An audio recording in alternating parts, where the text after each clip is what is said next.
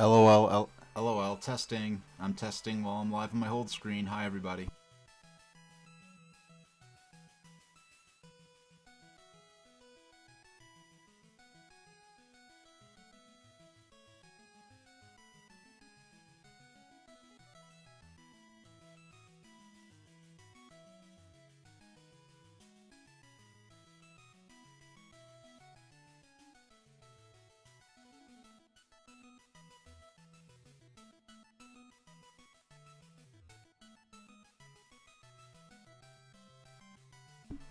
Don't mind me, just doing a little more live testing.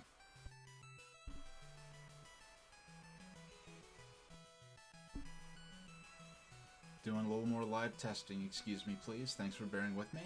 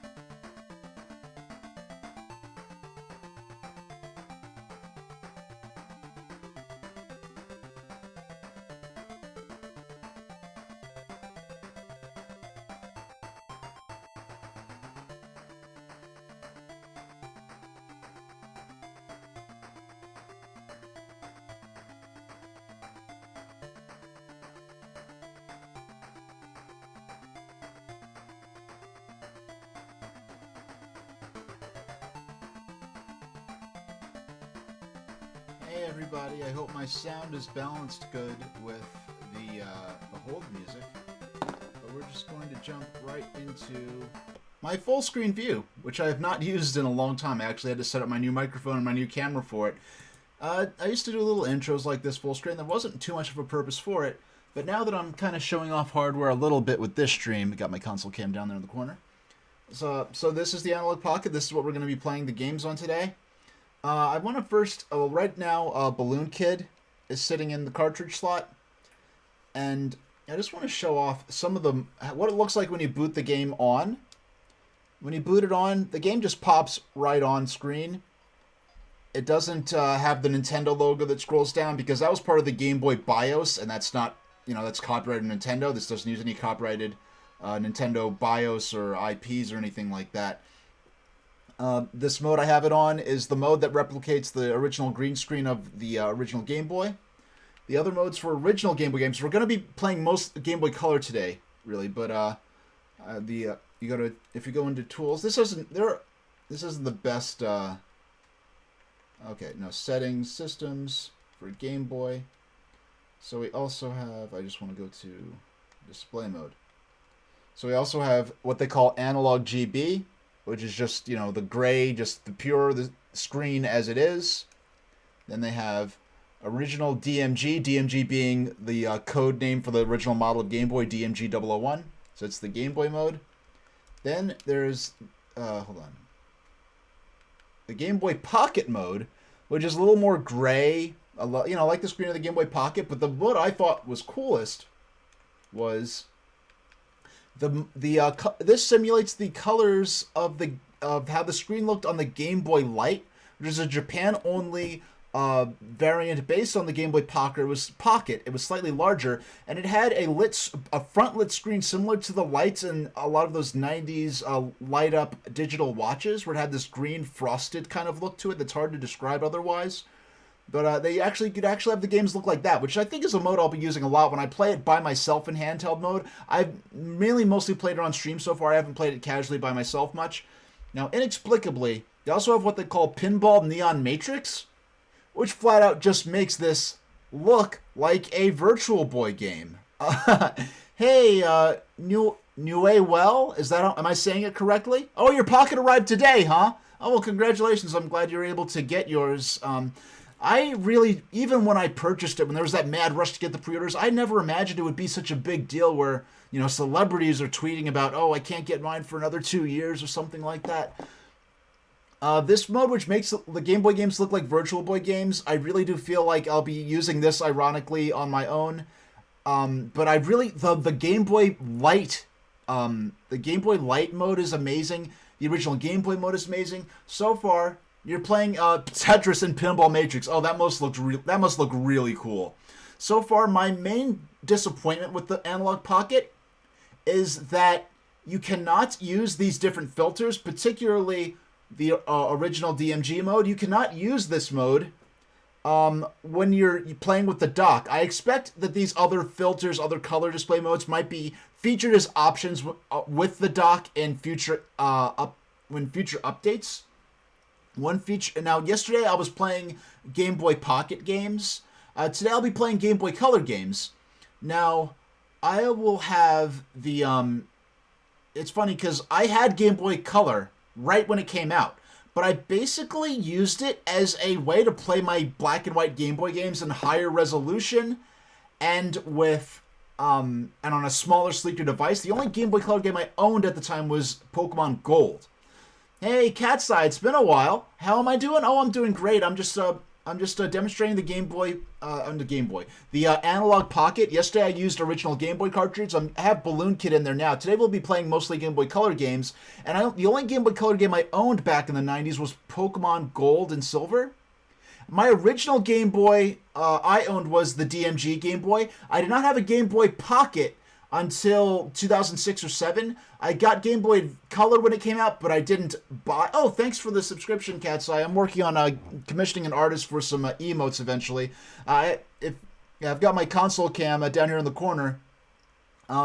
Yeah, Game Boy Advance I owned at the time. I actually did kind of have a few games for it because I was I was in my teens by then, so I was able to get a few of my own games. Whereas Game Boy Color era, I was still didn't really have much money of my own. So I have, we're going to be playing at least Game & Watch Gallery 2 and a few others I don't want to spoil just yet. Game & Watch Gallery 2 being one of the launch games for the Game Boy Color. Another cool. So my biggest disappointment so far is that the filters, the different display modes don't work with the dock yet. Hopefully they add that in a future update, because they are significant updates planned for the operating system on this thing. We're going to be eventually playing Pokemon trading card game for Game Boy Color, which I played on the 3DS Virtual Console. I never owned it. This is, I mean, it's unsealed, but it's an unopened copy. So I'll be unboxing this live on camera, which I look forward to playing. But that'll be in the back half of the stream. The first couple hours, we're going to do some variety type stuff, switching from game to game on the fly, a bit like what I was doing yesterday. Now, my biggest disappointment, the filters don't work with the dock yet.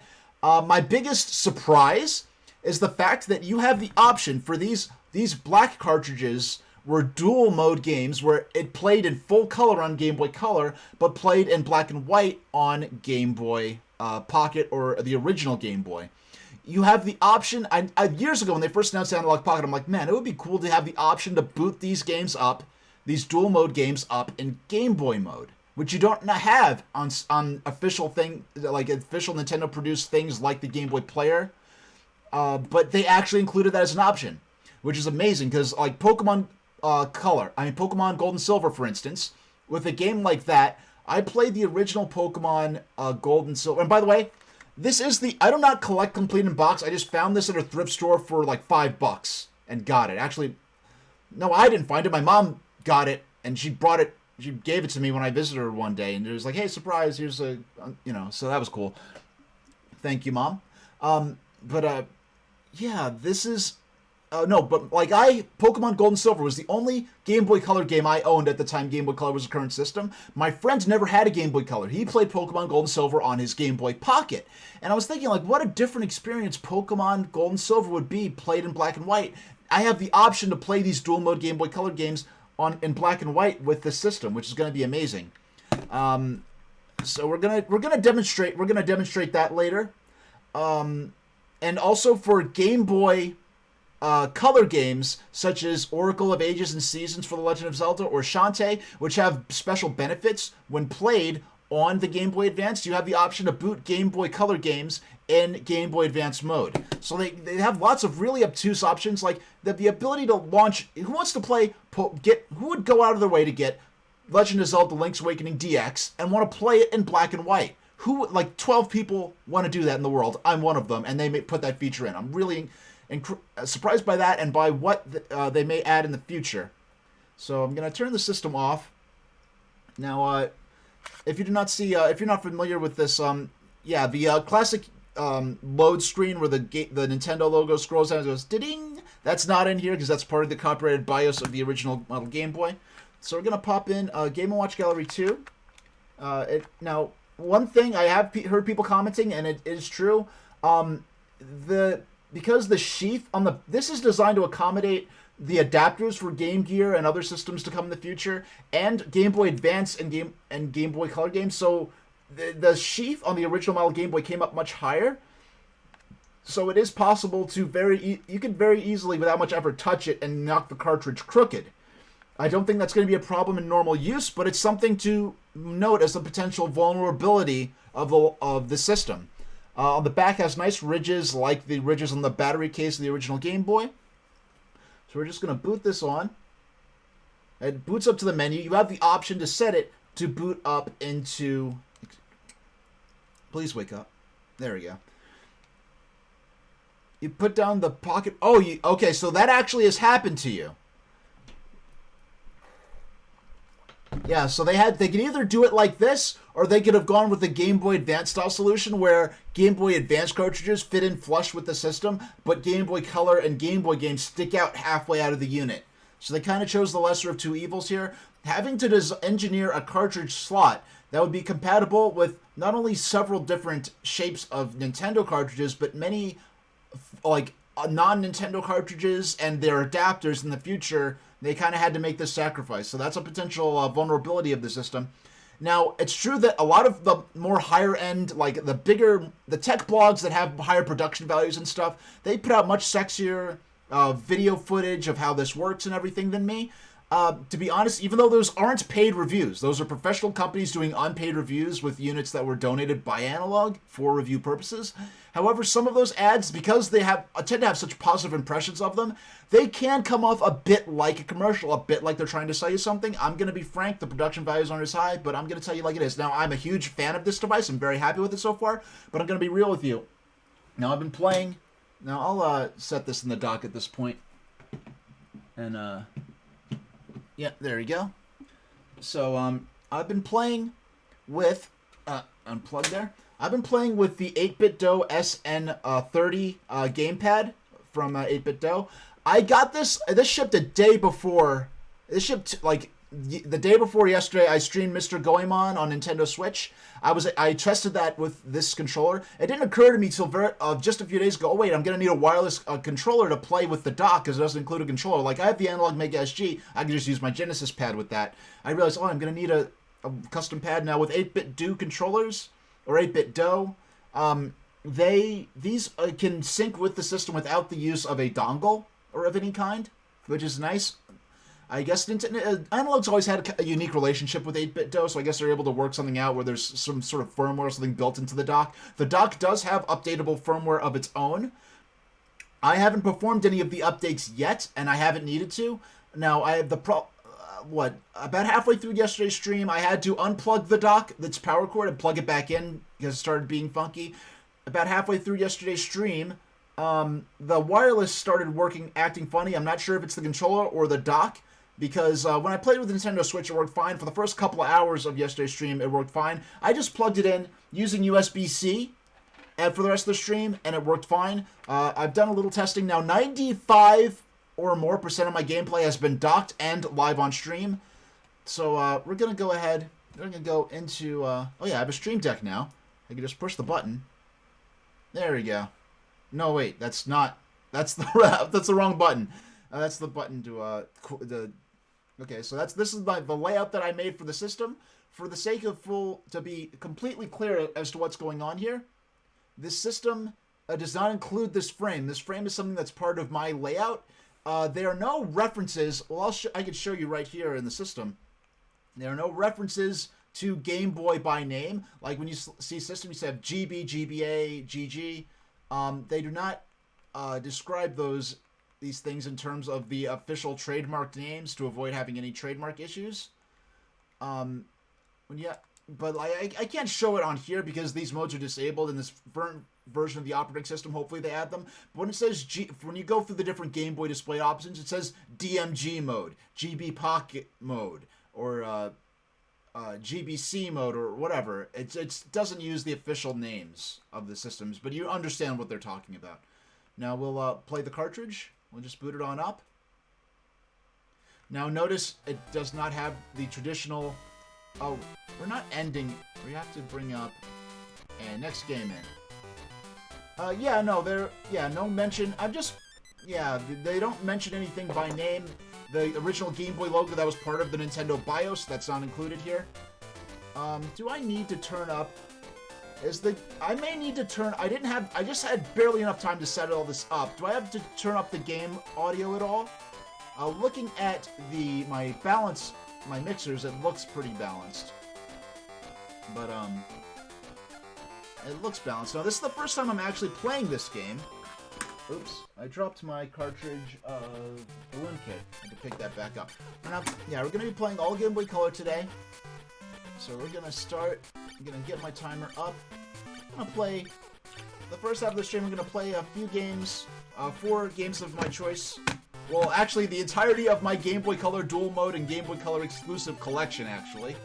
And then after that, we're going to play a Pokemon trading card game for the back half of the stream. So let's get started.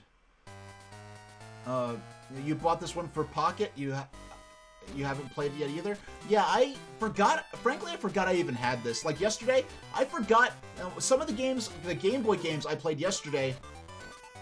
To continue later, please pause, then switch the power to off. See Gallery Corner's note board for information. Now, these games did, I was really shocked to discover they did a really good job of, the Game Boy Color had no sleep mode like the Game Boy Advance would with certain games, but they managed to find a way to work in a quasi-sleep mode where you press pause, turn the system off, turn it back on, and you're playing again in seconds. You don't have to go to the menu and everything like that. So they really did try to, like, hey, Game Boy Pocket, I mean, Game Boy, it's a pocket portable system, but Game & Watch games are even more pocketable. You just pull them out, and you're just playing instantly. They really tried to simulate that with this, and I think they did a great job in doing so. Now, even as a game sort of historian in the 90s, what limited information I could get prior to the emergence of the internet, I was not aware of the existence of Game & Watch until the Game & Watch Gallery games started coming out.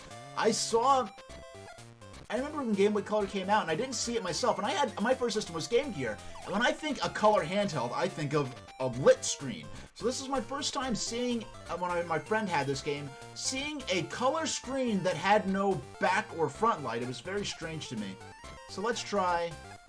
So we've got, oh, Donkey Kong is on here. Now, Donkey Kong was one of the dual-screen Game & Watch games. It's going to be interesting to see how they work that into here. Now, I'm going to actually...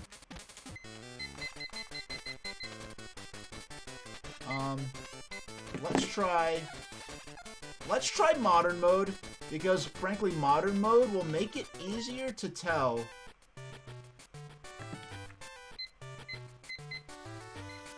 Okay. Alright.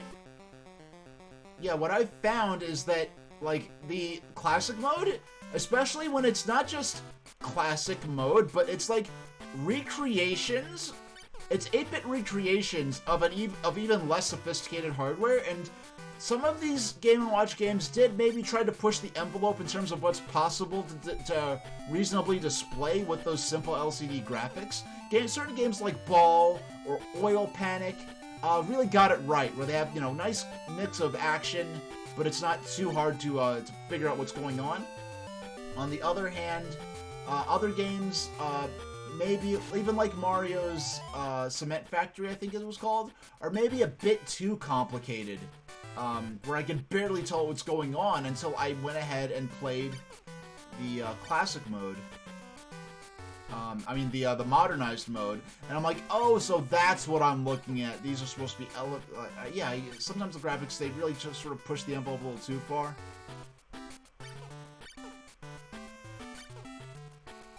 Now, if you're, hold on. So this is, now one thing I've noticed about, I was familiar with the soundtracks for the Game & Watch Gallery games, because there used to be an online radio station called WTMK that was run by the Mushroom Kingdom, like the biggest resource for Mario-related info. Basically, like the Mushroom Kingdom, if you're not familiar, the Mushroom Kingdom around 2001 was basically the website that revealed to the Western world and explained and actually showed screenshots, and like they were... I remember talking to someone who was a little older than me, who was explaining, like, how everyone, like, you knew, like, always thought of Super Mario Bros. As being such a strange game compared to all the other 2D Mario games. And mind you, I'm talking to him around, like, 2001. So the 2D Mario game, we were talking about 2D Mario in the past tense as something that happened and is no longer a thing. We never dreamed they'd go back to making games like new Super Mario Brothers, or making new Yoshi's Island games or anything like that.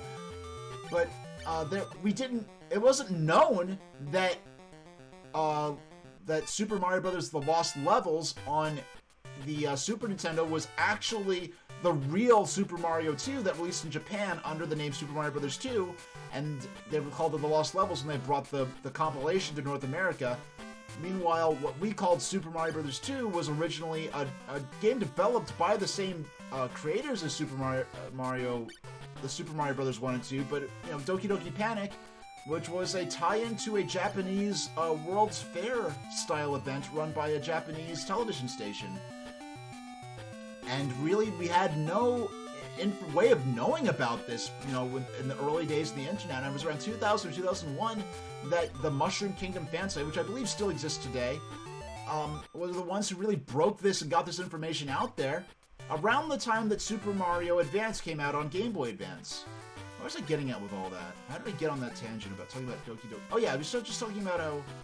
about WTMK. They had a internet radio station, the first internet radio station I ever heard of. And they would have just different tracks from random Mario games at the time. And I don't think that online... And they even had bumpers like, "You're listening to WTMK, all Mario, all the time, Mamma Mia." So it was like you were listening to an actual radio station, which was really neat. But they had a lot of the soundtracks for the game... They had these enhanced soundtracks for the Game & Watch Gallery games, which for some strange reason in Europe and Japan were called Game Boy Gallery instead of Game & Watch Gallery, which is weird because they're recreations of the Game & Watch games, but in Japan and in Europe they were called Game Boy Gallery, and I don't know why. Alright. Yeah, so this is my first time playing this whatsoever. I really am going into this having no idea what games are on here, how they're recreated. Now, I did play the original Game & Watch Gallery on Game Boy. I don't own the cartridge. I got that on the 3DS Virtual Console. I spent a few minutes playing it, not really very intimate with it. So if I played it, got the cartridge and played it fresh, it would be a pretty fresh experience for me. Now, when it comes to the games I was playing yesterday, I actually did not realize until the night before last night, when I knew yesterday my Analogue Pocket would be arriving, and I went to go get out my Game Boy games and clean them, because a lot of Game Boy games I've added to my collection and never actually played or tested or cleaned after I got them from the pawn shop or retro game shop I picked them up from. And I was like, where's my copy? And I realized I never had a copy of Super Mario Land. Some of the games I have were actually games like from the 90s when I originally owned my gray brick DMG Game Boy. And some of them were some copies of the games I traded away or got lost over the years or sold before I started, like, you know, trying to hang on to games and build up a collection again. And I had to purchase a few games like Super Mario Land 2. I had to repurchase. And I realized I never repurchased a cartridge copy of Super Mario Land because by the time I would have been in the market for it, that's when they started re-releasing Game Boy games on the 3DS Virtual Console on the eShop there, and I just never went ahead and purchased a cartridge copy. Now, of course, Super Mario Land would have been one of the very first game that I played, because in 1995 when I got my Game Boy, I actually got a Game Boy with like a dozen games at once, because my dear late aunt was a stewardess for a major airline, and when things got left behind on the airplanes, they got left in the lost and found for a certain period of time, several months I believe, before they legally became the property of the airline, and the airline would just raffle off these items to employees. So my aunt was able to get me like a few Game Boys. Now this is like 95, so like even the Game Boy Pocket is still multiple years away at that point. So I went from only having the Game Gear and maybe maybe 4 games, I think no more than 3 or 4 games, to suddenly having a Game Boy and Game Gear and like a dozen games each, because these were multiple libraries of games that, you know, all the games. Yeah, it's so interesting. I was just thinking about this yesterday. Just thinking, some poor kid or some commuting businessman, which is an easy thing to forget now, is that especially in the earlier days of Game Boy was marketed as much to adult, commuting professionals, that were on a plane or train or bus ride on the way to or from their office jobs, as it was to children. And there was I believe, an interview I read with someone who was working at Nintendo, and there was a question as to what game should we include with the Game Boy, and the more obvious choice would have been to include Super Mario Land, and the thinking within within Nintendo was, hey, if we include Super Mario Land, we're gonna sell this to young boys, which is a market we already have in the bag for this thing. If we include this with Tetris, then we're going to be able to sell this to children, adults, boys, girls, everybody. And they made the choice they dedicated to including Tetris and going for the mass market choice instead of the, marketing it to children and particularly boys. And it really redefined the earlier lifespan of the Game Boy. And we're even up into Game Boy Advance era, where it was a bit more of a children's market, you could say, by that point. but even by the Game Boy Advance era, even before the launch of the SP, which had an older appeal with its less toy-like design. Now let's play. No, excuse me. Now let's play. Let's play classic mode. Night and day difference. Jeez.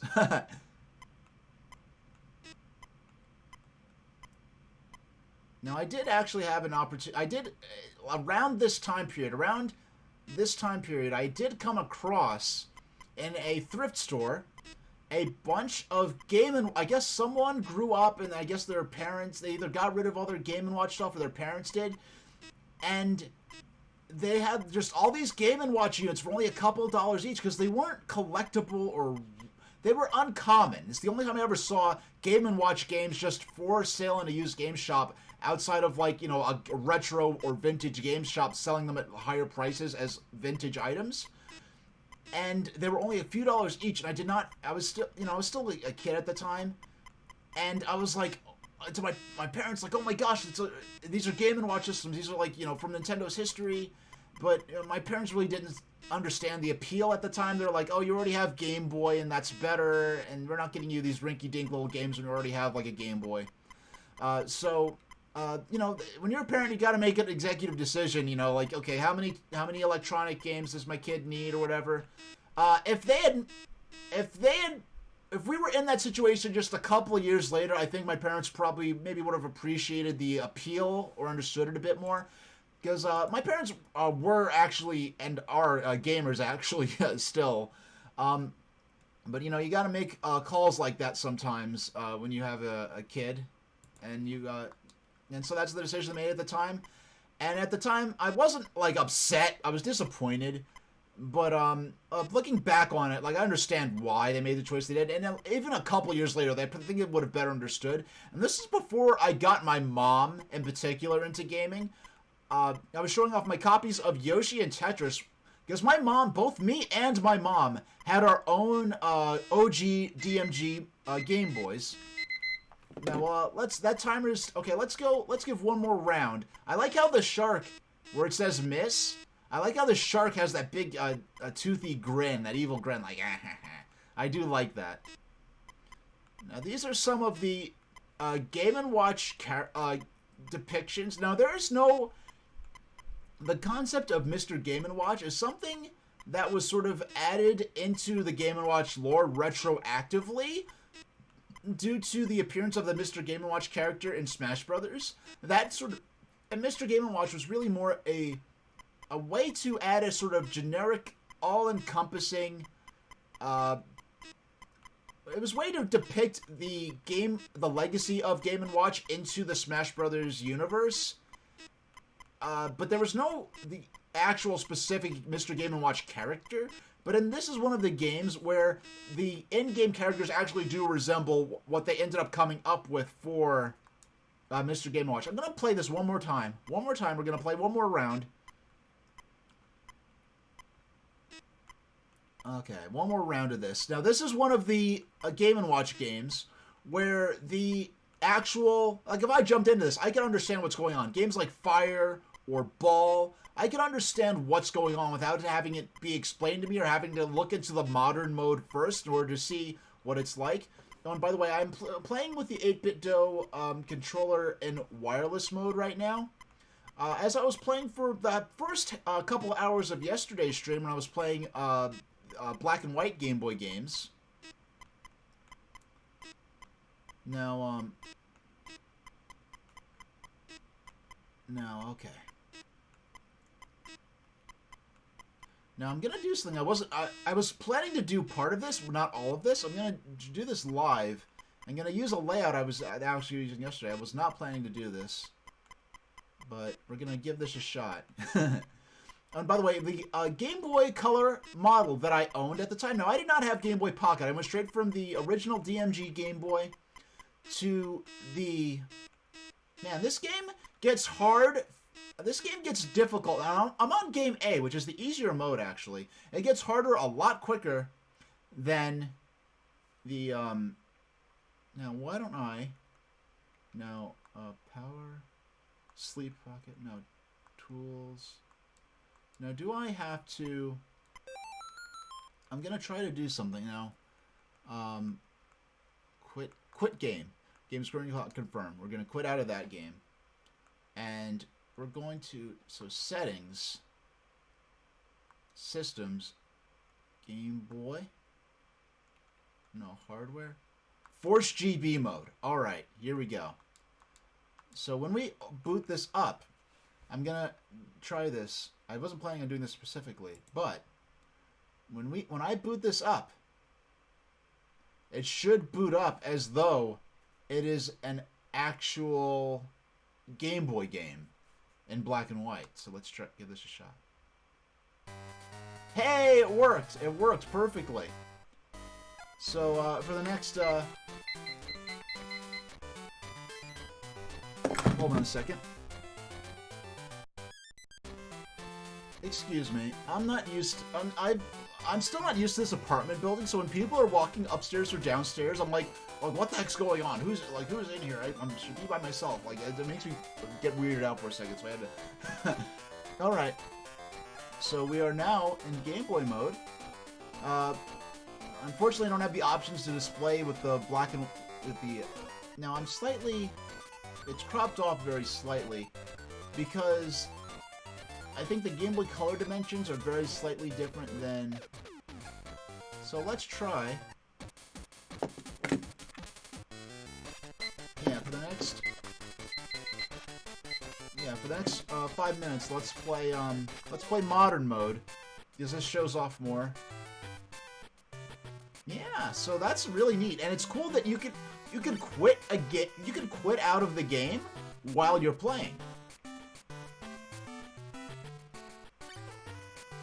Yeah, this mode definitely does not get as hard as quickly. Alright.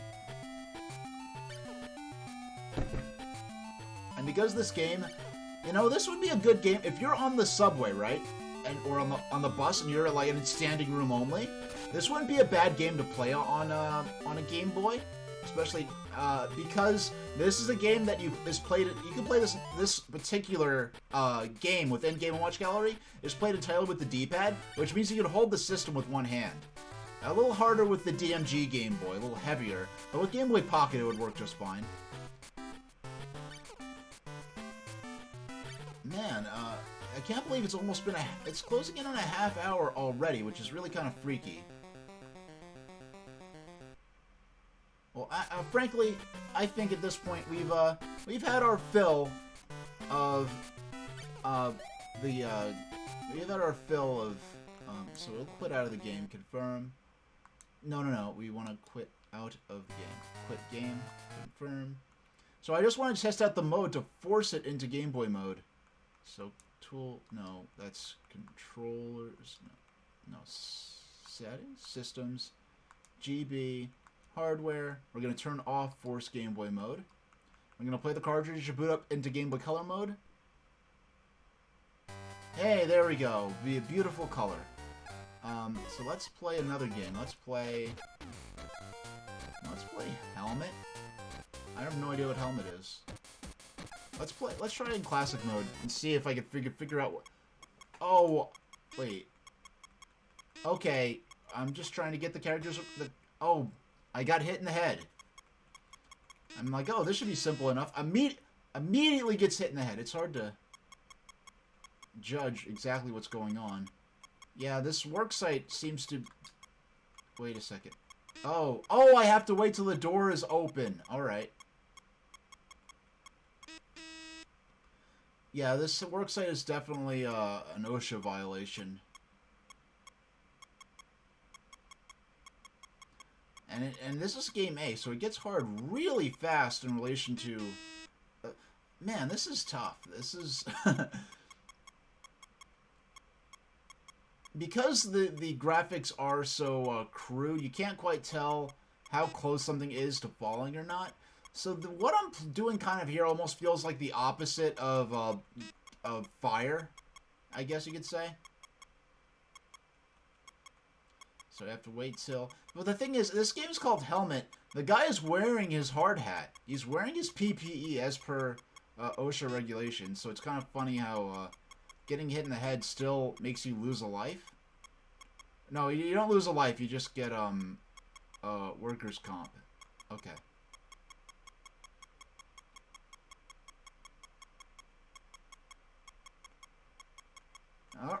Yeah, we got him across. You know what? Hey, how about what? This is my headcanon for this. This is what's going on the ground during Donkey Kong. Because at the top of the in-construction building, Donkey Kong is stomping around, throwing stuff at Mario. All this equipment is falling off of the girders of the skyscraper. And on the ground, all the construction workers are like, alright, let's... Not as fun as... let's play the modern mode. Probably a lot more fun. Oh, it's a Paracoopa's... Oh, there's a... We're collecting coins. That's interesting.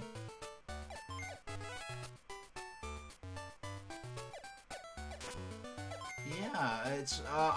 You know, it's funny. Paracoopas are some of my favorite Mario... I like Yoshis and Koopas a lot, and Paracoopas are some of my like, one of my, like, go-to... Like, if you could... Like, in Mario Kart games where you can play as Koopa, I'll play as him. Unfortunately, for some reason you can't play as a Koopa Troopa in Mario Kart 8 Deluxe, even though you can play as Koopa Troopa in Mario Kart 7 on 3DS. But I guess he didn't make the cut. He didn't get his license for Mario Kart 8. So I played as... I was disappointed. I was going to go back to my classic go-to, which was always to play as Luigi in multiplayer Mario games. But, and that timer is... I forgot what it was for. Well, originally I was going to play in black and white for a little while longer, but I'm like, alright, we made the point. You demonstrated how, you know, forcing the game into... Like... Now, there's some games, like, if you look at...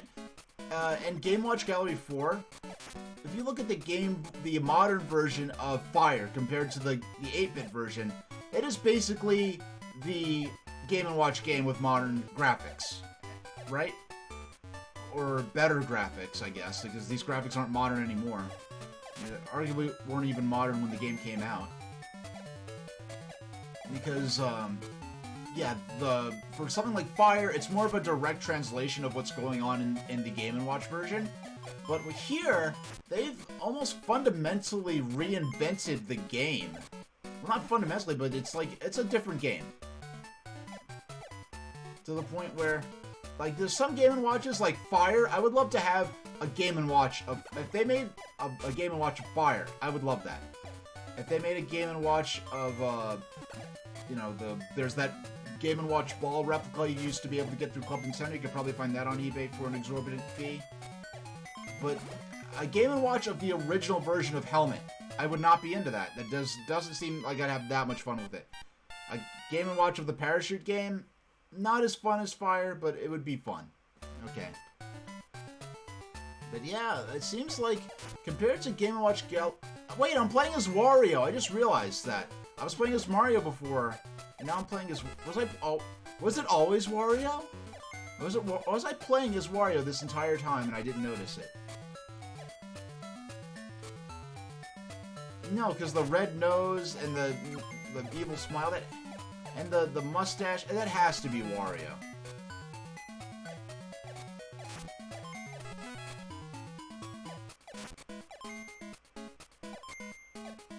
Yeah.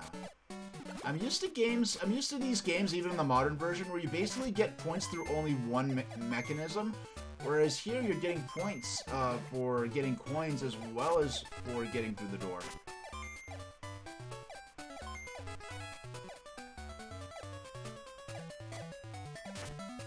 Yeah, so, because we're playing as Wario, for all we know, this Koopa Paratroopa is actually just protecting his property, and Wario's trying to be sneaky and steal stuff, and that's why, you know, it's funny, he's a Koopa Paratroopa, but he's throwing hammers, which is kind of a Hammer Brothers thing, and the thought of a Paratroopa throwing hammers in a side-scrolling Mario game is a really terrifying thought, because in Super Mario Brothers, those Hammer Brothers, don't have the easiest time surviving those guys. I just have to sort of charge into it and hope I survive. I haven't quite memorized the arcs of their their patterns and everything like that. I think Hammer Brothers, as far as enemy obstacles go, are probably my main kill. As far as physical obstacles that kill me off, it would probably be just falling into pits in general. And oh, I walked right into that hammer. I was hoping I'd be able to get in a frame right after the last frame where it would register the hit. But we're gonna. Oh, and I did the Game Boy Color system I had in the 90s was this purple one, the purple clear one. And even in the 90s, I remember once I got used to Game Boy Color, picking up my original model Game Boy again and being like, wow, like the technology's come so far, and the original Game Boy seemed ancient and old-fashioned even by the late 90s. Meanwhile, in the mid-90s when I got my original model Game Boy, I thought the original model gray Game Boy was so sleek and high-tech looking. And I say that as a kid I was a Sega kid in the 90s, especially the mid to early 90s. I was used to Game Gear. That was what I was accustomed to. So to go from Game Gear to Game Boy and be impressed by the Game Boy to the point where I was able to deal with not having a color screen, and much more painfully not having a lit screen to be able to play in the backseat of your parents' car without the use of an accessory, or having your brother hold the flashlight for you and take turns playing while one holds the flashlight. I remember at least one time where I did try in the backseat of my parents' car to play my Game Boy using the light from my Game Gear, which was quite an experience. Yeah. And I did not own a home console until Nintendo 64, which I got not so long. I got Nintendo 64 within the launch window of that system, and which was amazing because it was my first home console. So I basically went straight from Game Boy and Game Gear to Nintendo 64 as far as what I had access to in my own home. So that was quite the jump back then. Now let's see, can we get... I think we're already in high score territory. Oh, we're playing as Mario again. I wonder if you change between Mario and Wario when you lose a try? Is that what's going on here? And by the way, if I need to adjust the game audio or my microphone, like if my mic is too loud or if the game is too loud or not loud enough, let me know. Judging by the visualizer in the broadcast software, it's funny how there's not really a particular penalty for staying in the same place too long, except for that... Oh wait, why is he's moving slower now? What's happening? Why is he moving slower? Oh my goodness. Why is he starts moving slower eventually, and it's freaky. I don't know why it happens. Oh, you know what? I get it. If I have the same character out for too long, well, how about for another minute we'll play. Well, this is one we're definitely going to be going back to. So this was kind of aside from Tetris DX, and it's funny because like when you look at The Legend of Zelda: Link's Awakening DX, that's a colorized version of the black and white Game Boy, OG Game Boy game. But when you look at Tetris DX, it is not a colorized version of 1989 Tetris for Game Boy. It is an entirely new game, which I was really shocked by. I rented Tetris DX back in the day from Blockbuster, back when they first started renting out handheld games. I rented Tetris DX, and I rented Super Mario Bros. Deluxe. Yeah, so that does it for the first game on our list. Now, I'm just going to get up and stretch a little bit. Stretch a little bit. Get the blood flowing in my legs. And sit right back down and get into our next game. Now, the next game we'll be playing, so I'll go back to the full screen here. So the first game we played was Game & Watch Gallery 2 for the Game Boy Color. This is a dual mode title in which you could play on Game Boy Color or on the original black and white Game Boy line. I used a feature of the Analogue Pocket to force it to boot up into its into Game Boy mode, which is a cool feature. Not many people will use it, but for the people who care about things like that, it's a big deal. And there are a few specific reasons I could think of you would want to do that. But so we're just going to swap this out. We're going to play our next game. This is a Game Boy Color exclusive. This is one of the clear cartridges. This will not fit in an original model DMG Game Boy. This is Animorphs, which I never played before. I did see this years ago on Awful Games Done Quick and Summer Games Done Quick. This is one of those games that kind of has a meme status as far as the speed game for it. It's an absolutely terrible game from what I heard. And now, mind you, so I mean, so I'm a kid I'm a kid in the 90s. I love the animal and creature transformations in my cartoons and comic books and in my fiction. I loved Animorphs and I loved Pokemon. So when they came out with an Animorphs game for and I love Nintendo and video games and Game Boys. They came out with an Animorphs game for Game Boy Color and it's a Pokemon ripoff. I should have been like to the moon over this, and I was like, and I love Animorphs, but there's no way this is going to be a good game. And I didn't even read the reviews, and so now this game's meme status is kind of famous in the speedrunning community and in the marathon scene. So we're just going to boot it right up and play. Can we? Is it going to sync? Am I going to have syncing problems again? Or am I going to have to plug it? I'm going to use the USB-C connection, see if that... Alright. And when I unplug it... So if I plug it into USB-C, so I can move it around, if I...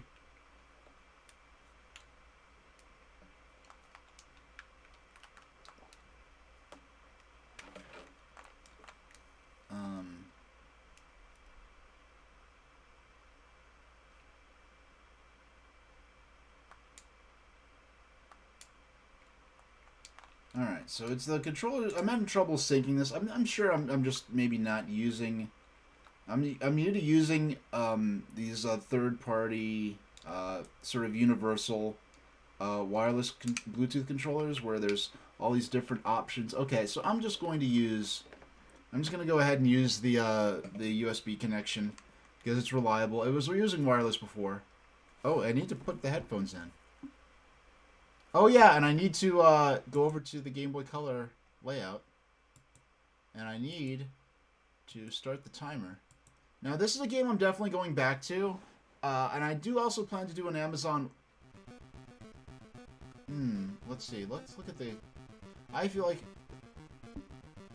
the game needs to be a bit louder, I think. If the game is too loud, let me know and I'll turn it back down a bit, and we'll adjust it and fine-tune it. So this, I mean, Ubisoft was so cheap. Like, this is before Ubisoft was kind of a AAA developer. Ubisoft used to put out a lot of, I mean, you could argue they put out a lot of crap now. The only modern game of Ubisoft's I care about now is Beyond Good and Evil, and which the sequel will be coming out sometime in the mid-2040s at this point, or 2050s. Oh, this got loud fast. Okay, I think this audio balance should be better. Alright, and I'm turning my personal audio down a bit. Now, I do have the option to... So the point is, they do a lot of license crap, and this particular game is so cheap, they make you save using a password system, and you cannot even... yeah, you have to make it to use a doggone password. Okay.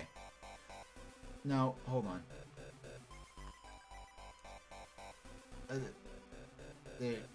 Hold on. Okay. Hold on. I'm trying to... Hold on. We're gonna restart. I wanna... Hold on. Settings. Power. No.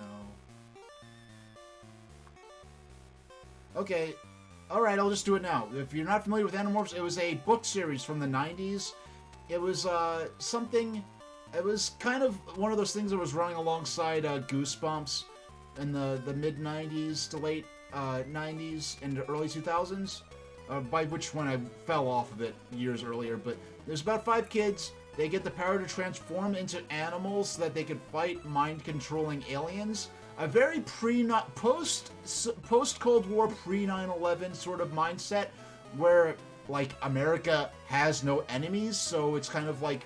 And then with the brain-infesting aliens, you kind of have a bit of a, maybe, secret communist invasion of the body snatchers sort of thing, you could argue. Even though this really wasn't the real theme of Animorphs is that war is horrible, and that it's wrong for the older generations to force the sins of the past onto future generations and have future generations fight their wars for them, and lots of other things. But it was okay. So Tobias, for explanation's sake, Tobias is one of these 5 kids that are in like middle school. In this set, but he gets transformed into a hawk permanently because in this setting you could only stay as an animal for 2 hours at a time, or else you get stuck in that form. So if you're hiding somewhere in a base as a fly, and you get cornered and you can't transform back because the transformation takes like several minutes, so you have to be in a secreted position to transform back to human and then into another animal. You end up getting stuck in that form forever. So that's the backstory for Animorphs. Probably shouldn't have even told you that much. You probably should have let this horrible game speak for itself. Okay, so Tobias, make sure you speak to everyone before leaving the barn. Yeah, interesting music here. What is this? Oh! We're fighting a mouse! Must be in Morph to fight. We have a dog. Cassie has a dog morph. Okay. Select Morph. So this is where the Pokemon aspect is. So the Annie Manager. 1, 2, 3. So you have 5 different animal forms you could keep with you at once, I suppose. So we'll transform into... Okay. Cassie morphs dog. Okay. Mouse tries claw, but it fails. Fight or run. We will fight the mouse. Okay. Wait. B, you want to... Wait. I'm... Okay, so... The dog has bite, claw, scream, and kick. But... Okay, we'll try bite. I feel like this is going to one-hit KO the mouse. Cassie tries bite. Super effective! 40 HP damage. Mouse tries feign, but it fails. Fight or run? Fight? No, wait. No. Cancel? So, wait, so fight? Okay, tries bite. Mouse? Cassie has tamed... Oh, they don't kill the... Well, they don't kill... Okay, well, this is so weird. I can only imagine... This is weird for me, and I actually understand the source material. I can only imagine what someone who knows nothing about Animorphs would be thinking going through this. Cassie has tamed mouse. Cassie demorphs. And I have to say, this color scheme is very, very questionable. Interesting, but questionable. Acquired mouse morph. So now... So I have mouse and dog. Cassie morphs. So you could turn into a mouse in the overworld. Oh, so I'm a mouse now. Okay, that's great. That's really great. Okay, so do I demorph? Cassie demorphs.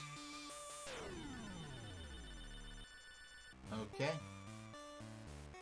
Man, like, it is so bizarre to me that this is a Game Boy. How does this have worse, like the human, just looking at the human characters, how does this have worse graphics than Pokemon? Rachel, like, listen, I was enough of an Animorphs and Pokemon fan that there was this, there was a fanfic series called Pokemorphs, which was it wasn't a crossover between Animorphs and Pokemon, but it was the Animorphs concept made into Pokemon, where kids get the power to transform into Pokemon.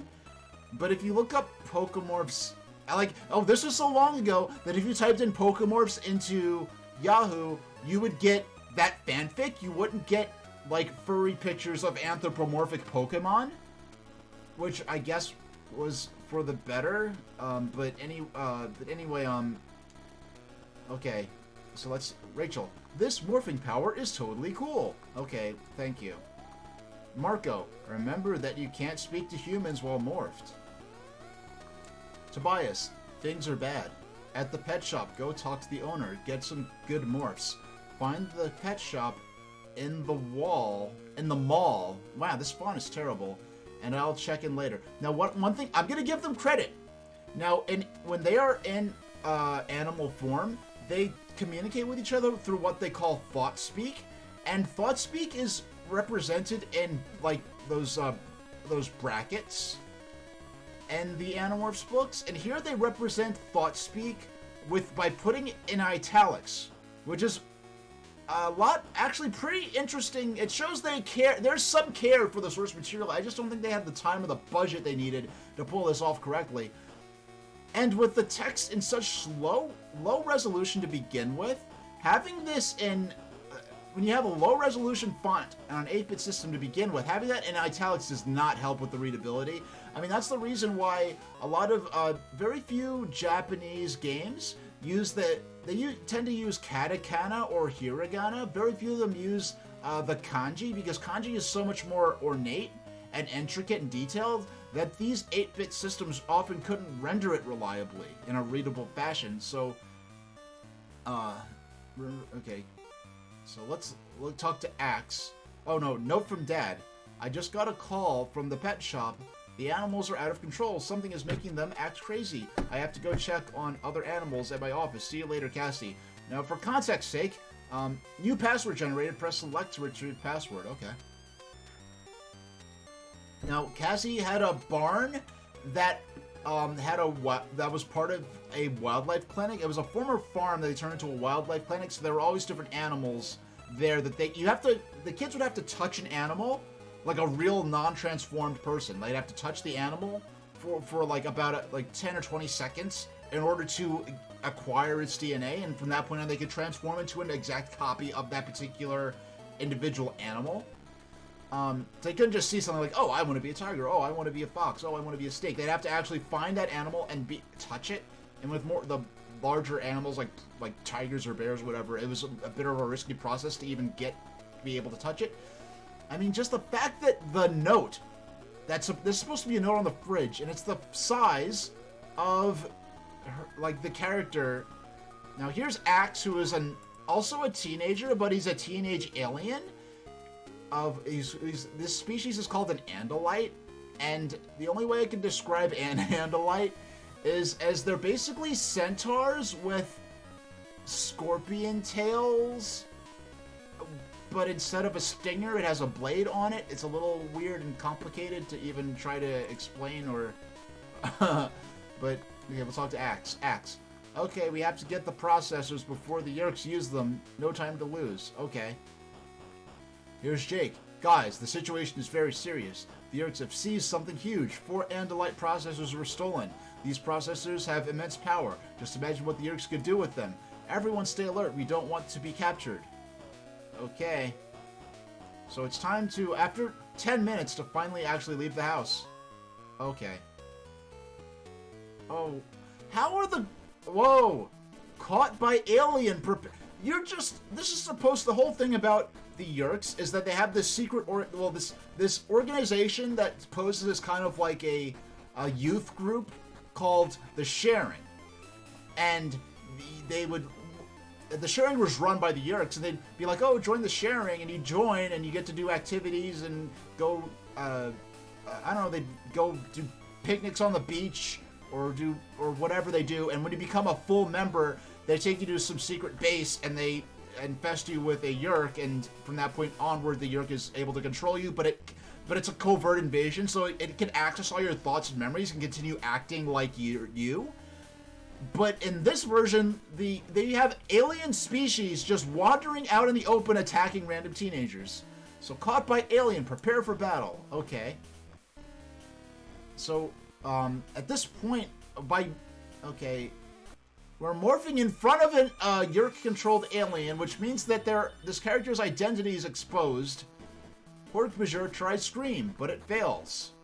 Okay, fight. Oh, no. Okay, we have to fight. We'll bite. Cause 20 HP damage. Hork-Bajir tries camo. Now this is so pathetic. Like, even in Pokemon, right? You see the full character sprite of, like, yeah, the Pokemon you're fighting with, you can only see them from behind, and sometimes the sprites for when you were fighting with a Pokemon, especially in Red and Blue, it got better with Yellow, they improved it a bit. By Gold and Silver, you could kind of tell what the creature was supposed to be, but in Red and Blue, you couldn't tell sometimes what the creature was supposed to be. But with the Pokemon you were fighting, you could at least see the battle sprite. Here you just have, like, a headshot icon of what the creature you're fighting is, which is really pathetic. Bite. We'll try Claw. Cassie tries Claw. Hork-Bajir tries Claw, but it fails. Now, Hork-Bajirs have claws on their hands and feet. They have blades on their knees and elbows. They're just basically like a bunch of blades and sharp bits all over their body. And this thing is fighting a dog. They should be instantly like, it should be like a throwing like a meatball into a blender, a dog versus a Hork-Bajir. But we're going with video game logic here, so I cannot believe I live in a world where the Animorphs television show, which I have some ironic, nostalgia for, is somehow a more faithful adaptation of the books than this video game. Got food. Okay. What's the... no, I did not mean to... Okay. An animal tried to get its morph. A goat attacked us. Okay. Bite. Success, costs 20 damage. Goat tries burrow, but it fails.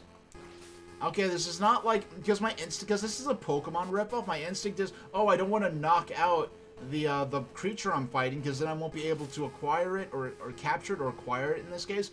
But it does not work like Pokemon. Apparently just defeating this thing is enough for me to be able to, to gain its morph.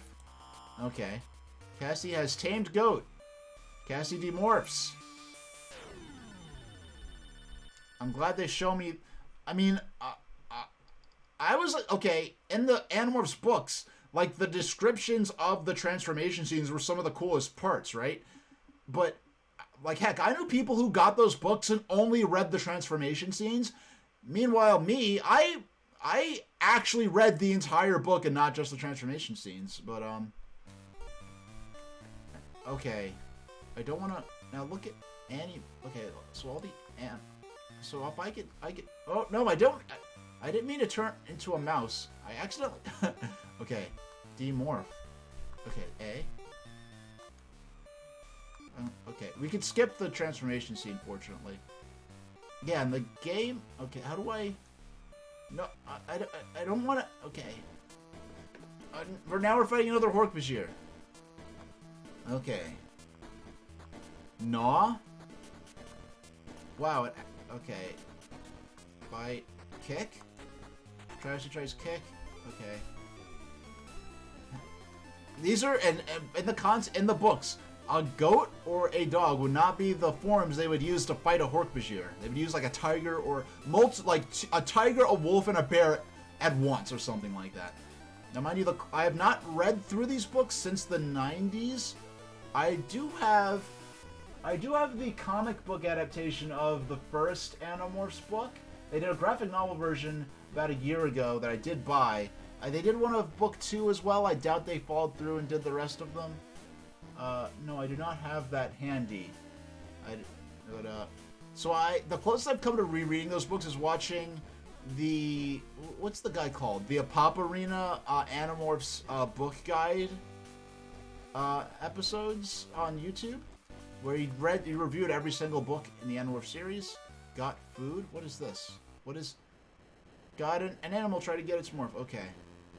Raccoon tries claw. Success. How is a raccoon hurting a goat more than a Hork-Bajir would hurt a goat? This is very, very silly. Okay. Bite? No. We want to... Can I... Run? Okay, so I have the option to... So I could... So, Cassie demorphs. Must be a morph to fight. So we could now morph a... Let's use the dog. Okay. Raccoon tries bite, but it fails. Let's... Cassie use bite. Success, costs 20 HP damage. How is the dog biting... Oh, what? This is... Oh, I mean, a turn-based RPG... Like, as a kid, I always imagined, like, a turn-based RPG in the style of, like, Final Fantasy or something. Honestly, like, the Pokemon format, like a Pokemon ripoff, should have been, like, the ideal format for an Animorphs game. Hey, we've left home. Now let's... Hey, it's a person. Let's talk to the person. Woman, hello. Okay. I can't go into that house. It's just there for decoration.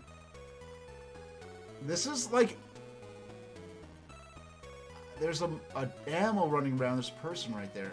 Kid, hi Cassie. How's it going? Oh, an animal tried to get its morph. And it's another dog. Can I get multiple dogs? I mean, you could... Are these forms expendable? Is that what they're getting at? Am I getting experience?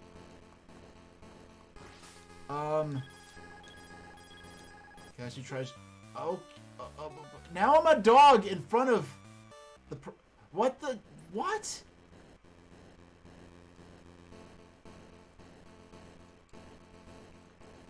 Cassie... Okay. At least that's consistent in a way I didn't expect. That you demorph out of the dog. You know, you run from battle as a dog, and you're a dog in the overworld now, so... Demorph. Cassie demorphs. Okay, that's nice. That's really great. Okay. I don't want to talk... I don't want to fight this dog again. I cannot... Can I not... Can I... Very... This is... Even having watched years ago, like, some Animorphs runs during, marathons. Hey, a snack! I want to be a snack. No, I don't... Actually, I don't feel like fighting it right now. No, like, if I had the opportunity in real life to temporarily transform into a snake, that would be cool. But in Animorphs, like, for Game Boy Color, it's like... Meh. Like, if I was, like, if I was one of these kids in the, like, world of this story, I'd be tempted to just, like... Yeah, aliens are invading, and I have this power. I'm really just gonna chill and screw around as different animals and, not get killed. Okay, I'm not... Okay, what is going on? Danger? Danger? Oh, wait! I just realized what... They did this! They actually did this! This is the abandoned construction site. In the first book in the series, they encounter the alien who gives them their morphing powers because his spaceship crash lands. It's like a fighter type ship, and it crash lands in an abandoned construction site that the kids are taking a shortcut through in order to get home in time for their curfew with their parents. So I think they actually put the abandoned construction... Oh. Okay, we're fighting a Hork-Bajir now. You'd think the Hork-Bajir would have been in the construction site, but that would make too much sense. Now, let's murder this Hork-Bajir as an ordinary domestic dog, not even a wolf. Okay. There's no... it's crazy how... Yeah, you can just... You can just... They might as well have made this live action where you just mash a button. But, oh wait, I have to demorph out of dog form now. Okay. And this... Okay. Man, it's a beautiful day. What is... Okay. Hold on. I want to talk to you. You're walking around too fast. What is your... Man, I'm going to the sharing tonight. Are you a member yet? Okay. If you're part of the sharing... and you were a Yerk-controlled person, like, the Yerk controlling you would know whether or not someone's a sharing. I said I'm supposed... What? There's a block with a question mark on it, like Super Mario. What? The sharing. Okay, I guess that's... Let's go... Yeah, let's go to the sharing. I heard the pizza at the sharing is really great. Because that's how they lure you in with, like, oh, get some free pizza. Oh, come down to our creepy basement. Oh, let's put this creepy alien thing in your ear. That's...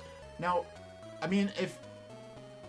mean, like, honestly, doorworms, which are kind of my own, like, sort of mascot creatures for my stream and my fictional universe and everything, are kind of almost a friendly, like, non-evil version of Yerks. Like, if Yerks, like, the enemy is the Yerk Empire, right? But if Yerks were not part of this, like, this evil empire and were just, like, people just chilling, it would be cool to have a Yerk for a friend. Like, you know, like, hey... Like, I have a best friend who's always with me, and what... But because they're an evil, like, imperialist, like, infiltration, like, empire thing, you know, they're bad guys. The coolest club. You should become a member. I don't know. What is this? What is going on here? Hello. Kid, hello. Cool music. I love-hate relationship with this music. Woman, hi Cassie, how's it going? Is this the mall or school? I can't tell. Oh, you know what? I think this is the mall because the abandoned construction site was near the mall in the books, I think. Oh, they got chairs. Why are the graphics like this is a Game Boy Color exclusive game, and the graphics feel like they're like a generation behind Pokemon. What are these great... Wait, hold on. Policeman, you're not supposed to be here. You should be in school. Pet shop owner, my snake escaped. My snake escaped. Someone must... You have to wet my lips a bit. Someone must catch this snake before it hurts people. New password generated. Okay, that's nice. The snake escaped. Someone must catch this snake. Not, oh, someone, like, not, you sound so detached. Like, oh, someone catch the snake. No, someone must catch this snake. You know, someone must catch this. Man, my mouth, why is that being a tongue twister? Someone must catch this snake.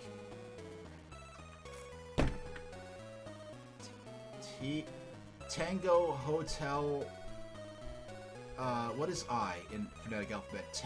T-H-I-S. Tango... I forgot what I is in phonetic alphabet. Oh, well. Okay. Oh, wait. An animal tried to get its morph. Monkey. Why is the pet shop in the mall just sells monkeys? Even in the 90s, that wasn't a thing. And this is weird because, like, some of the other animals were, like, sprite art of an animal. This is clearly just a very crudely digitized stock photo of a monkey. I'm just jamming the A button. I'm just jamming on the A button. What? I mean, I'm just... Acquired monkey morph. Okay, that's great. Okay, that's... I mean, look at the graphics for a cage? Like, this is so in a... These graphics are... If this was for... This doesn't feel like... This is... Even for, like, an... I mean, Game Boy Color is pretty much equivalent to NES, right? I mean, even Game Boy is equivalent to NES. I mean, Game Boy does some stuff that even surpasses NES, arguably. Like, the sound chip in Game Boy is certainly better than NES in some regards, but... Even on NES, this would not be considered especially good graphics. Like, these aren't good graphics on NES. I mean, compare these graphics to Link's Awakening, to Pokemon. This is not very impressive graphically. Yeah, so... Woman, hello! Yeah, there are several wild animals just running around, but... An animal tried to get its morph. Okay, so I'm gonna take out the dog and jam the A button. Oh, I have to get rid of one of the animals. Let's get rid of the mouse, it seems. No, let's get rid of the raccoon. Morph replaced. The mistake is still there. I thought it would disappear from the field map. Oh, stairs. There's a kid. Hi, Cassie. How's it going? Man, it's a beautiful day. Now let's talk to the pet shop owner. Pet shop owner, thanks for Before he was saying, someone must catch this snake. Now he's saying, thanks for calming my snake. I feel so relieved. He came from the gardens. Maybe they know why he got scared. Why? The gardens are like basically supposed to be like bush gardens. This is kind of made to be like a generic as possible version of America in the books, and plus, the idea of the books is that the Animorphs are releasing these books anonymously, using only their first names, and it's supposed to be a book series where any kid can imagine this being a town near them. But as the series, especially later in the series, I remember there being more and more hints that imply that this is taking place somewhere on the west coast of the United States. So there's like a zoo and a thrill ride theme park combo type place called The Gardens that's implied to be Busch Gardens. Stairs? You can't go into the stairs. They might as well just made this a solid wall then. They just put the stairs there to tease you.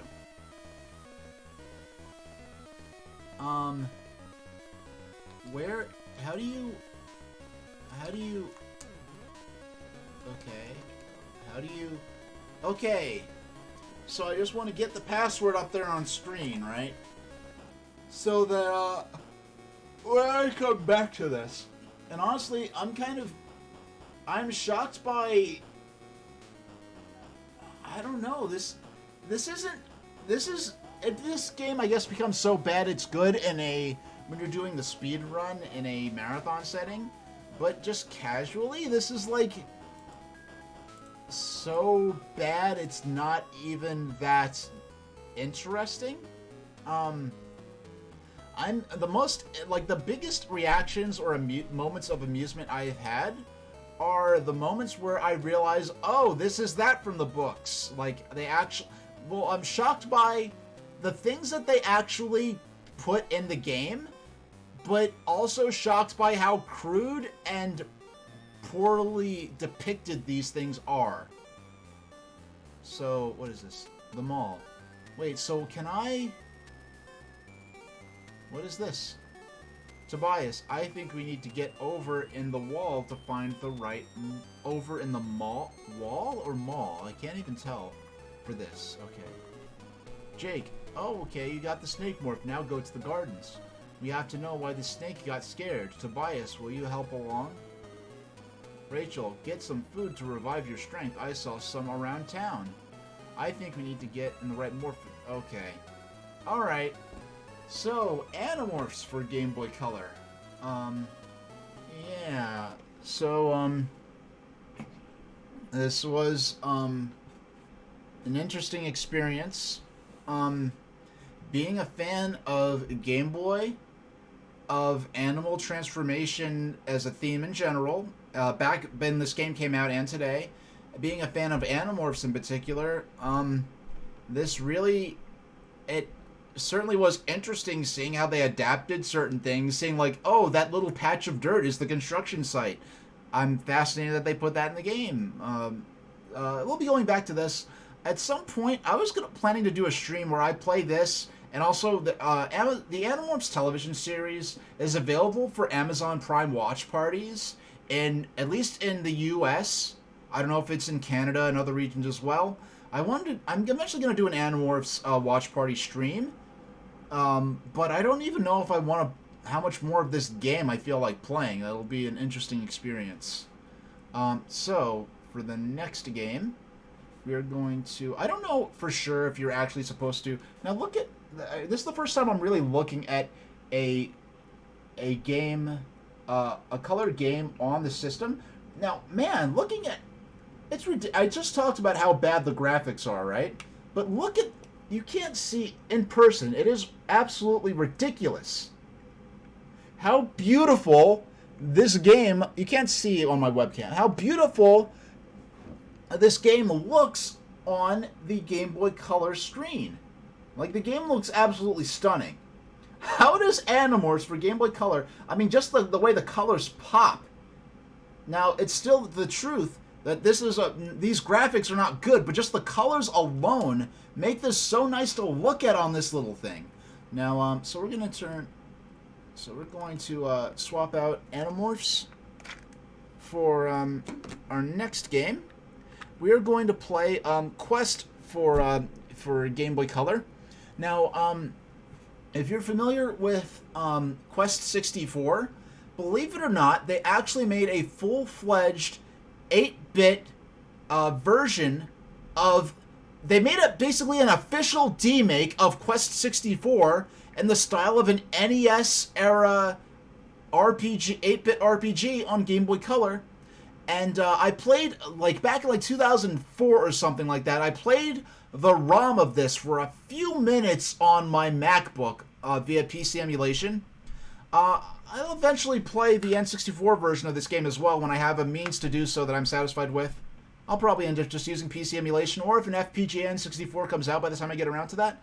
So next we're playing a Quest for Game Boy Color, an 8-bit demake of... No, actually I have to turn the system on. Yeah, an 8-bit demake of the full 3D Quest 64, which is kind of crazy because I remember when Quest 64 came out, I was like, why do they call it Quest 64 when there's no previous game in the Quest series? But they went back and made an 8-bit version of Quest.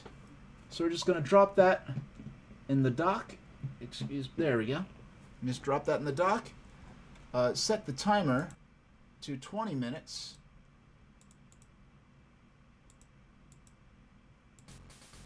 Quest Fantasy Challenge. And so we're, oh, excuse me, we're playing for a half hour. So we're gonna, what is,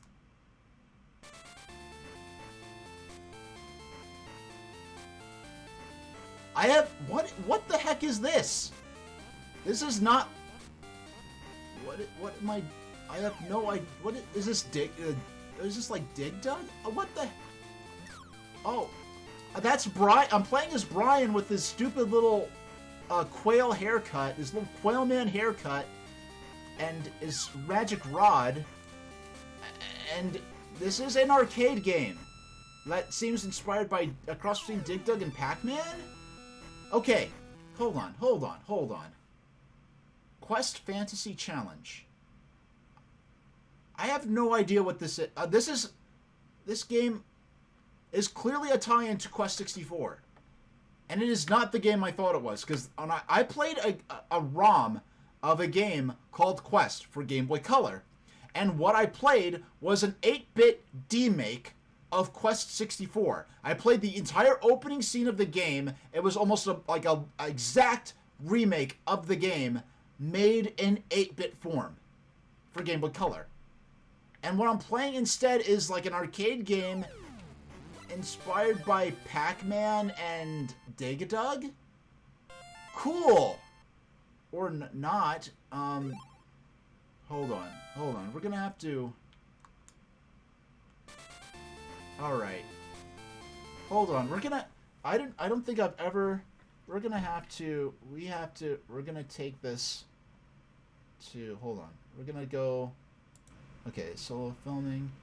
We're going to add... No, I want to do... Okay, I have to go to my browser. I have to add... We're going to do a new window. Okay.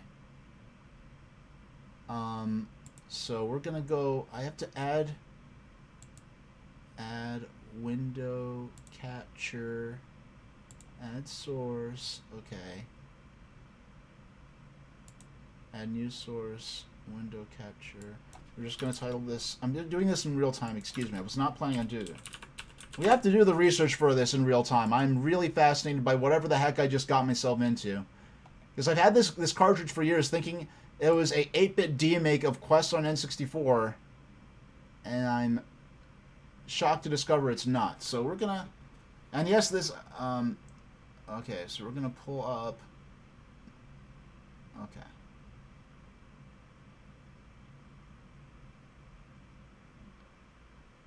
Sorry, so Streamlabs desktop is being slow. We're gonna capture.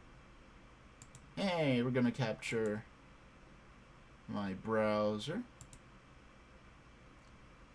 Okay. Okay, we're done. So we're going to... No, we don't need two of these. I'm gonna set this back. Hold on. Why is Streamlabs being so slow? Oh, no. I didn't want to get rid of both of them. Doggone. I want to get rid of one. Why? Alright. Alright, so forget having it appear on screen. Quest 64.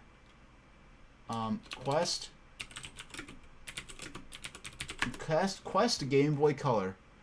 Quest Brian's Journey. Okay. On Wikipedia, Quest Brian's Journey is a 2000 role-playing game published in North America by Sunsoft for the Game Boy Color. The game's title screen displays the title as Quest Brian's Journey. The Japanese version was published as Elemental Tale Jack's Great Adventure Satan's Counterattack. This game is a remake of another Imagineer product, the Nintendo 64 game Quest 64.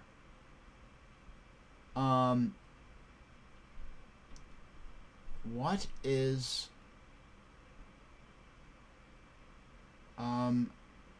Quest Game Boy Color?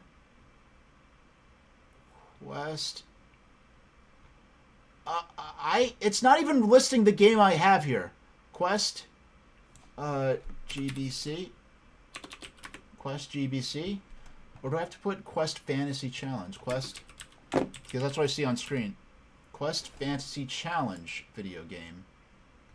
Quest Fantasy Challenge is a spin-off of the Quest series. And this is on the Quest 64 fandom page. Alright, so apparently there were two games. There were two completely different games for Game Boy Color that were related to the Quest 64 game. One of which was an 8-bit remake of Quest 64, and the other is this thing, which I bought years ago thinking I was buying... Wait a second. Where's the sound? Am I... Oh, wait. Where's the sound? Why can't I hear the game? Is the... No, you know... Oh, excuse me. I just switched back to the doggone layout. So, excuse me. So, back to the game. I guess we'll be playing this for the next 23 minutes. This is not what I thought it was going to be in any way, shape, or form.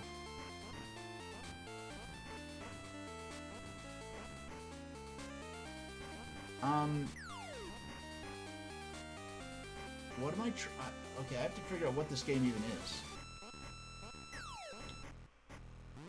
Oh, you can crush enemies with a treasure chest. What made them think that... Were they trying... This is so weird to me that this even exists. Like, what is this supposed to be? What is... And there's a frog breathing fire? Getting the frog hurt? The frog... I thought he was a friend. He killed me. Okay. Game over. Is there... Like, Quest was an RPG. I want to... Quest Fantasy...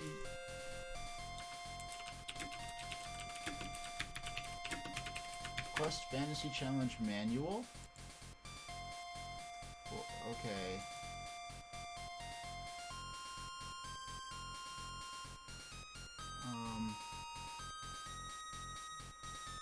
Alright, I just thumbed through the manual for Quest Fantasy Challenge, and there's absolutely no storyline or lore. And one of the amusing things about Quest 64, which I think probably might even be to its benefit in the Game Boy Color version of Quest Fantasy Challenge, Satan's Counterattack, or whatever it was called in Japan, is the idea that Quest 64, like the storyline, from what little I played of it, I only got through like the first maybe 5 or 6% of the game. was so frustrating. No, it wasn't frustrating. It was just so generic that it was almost charming. And how cliche the storyline was. It's like, oh, you're a wizard and you collect magic orbs to learn elemental magic, and you have to defeat a dark lord. It's like so generic. Okay, what is? So a frog comes out. So I'm trying to get all the gems to clear the stage. Okay. Oh, this is not the game I thought it was going to be. I was expecting to have a very this is such a, I've never heard of anyone having this experience before. This is totally not the game I thought it was going to be. Well, I know what I'll have to get now.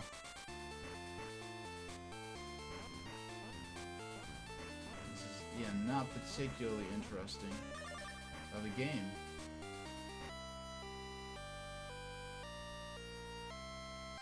I was gonna play this for 30 doggone minutes. Yeah.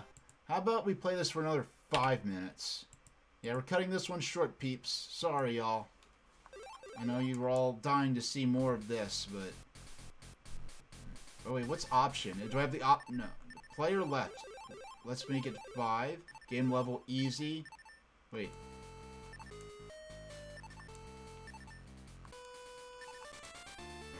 Now, I have to admit, this music is kind of cool. Yeah, this is kind of cool music. That's the best thing I can say about it, is this main theme is kind of cool.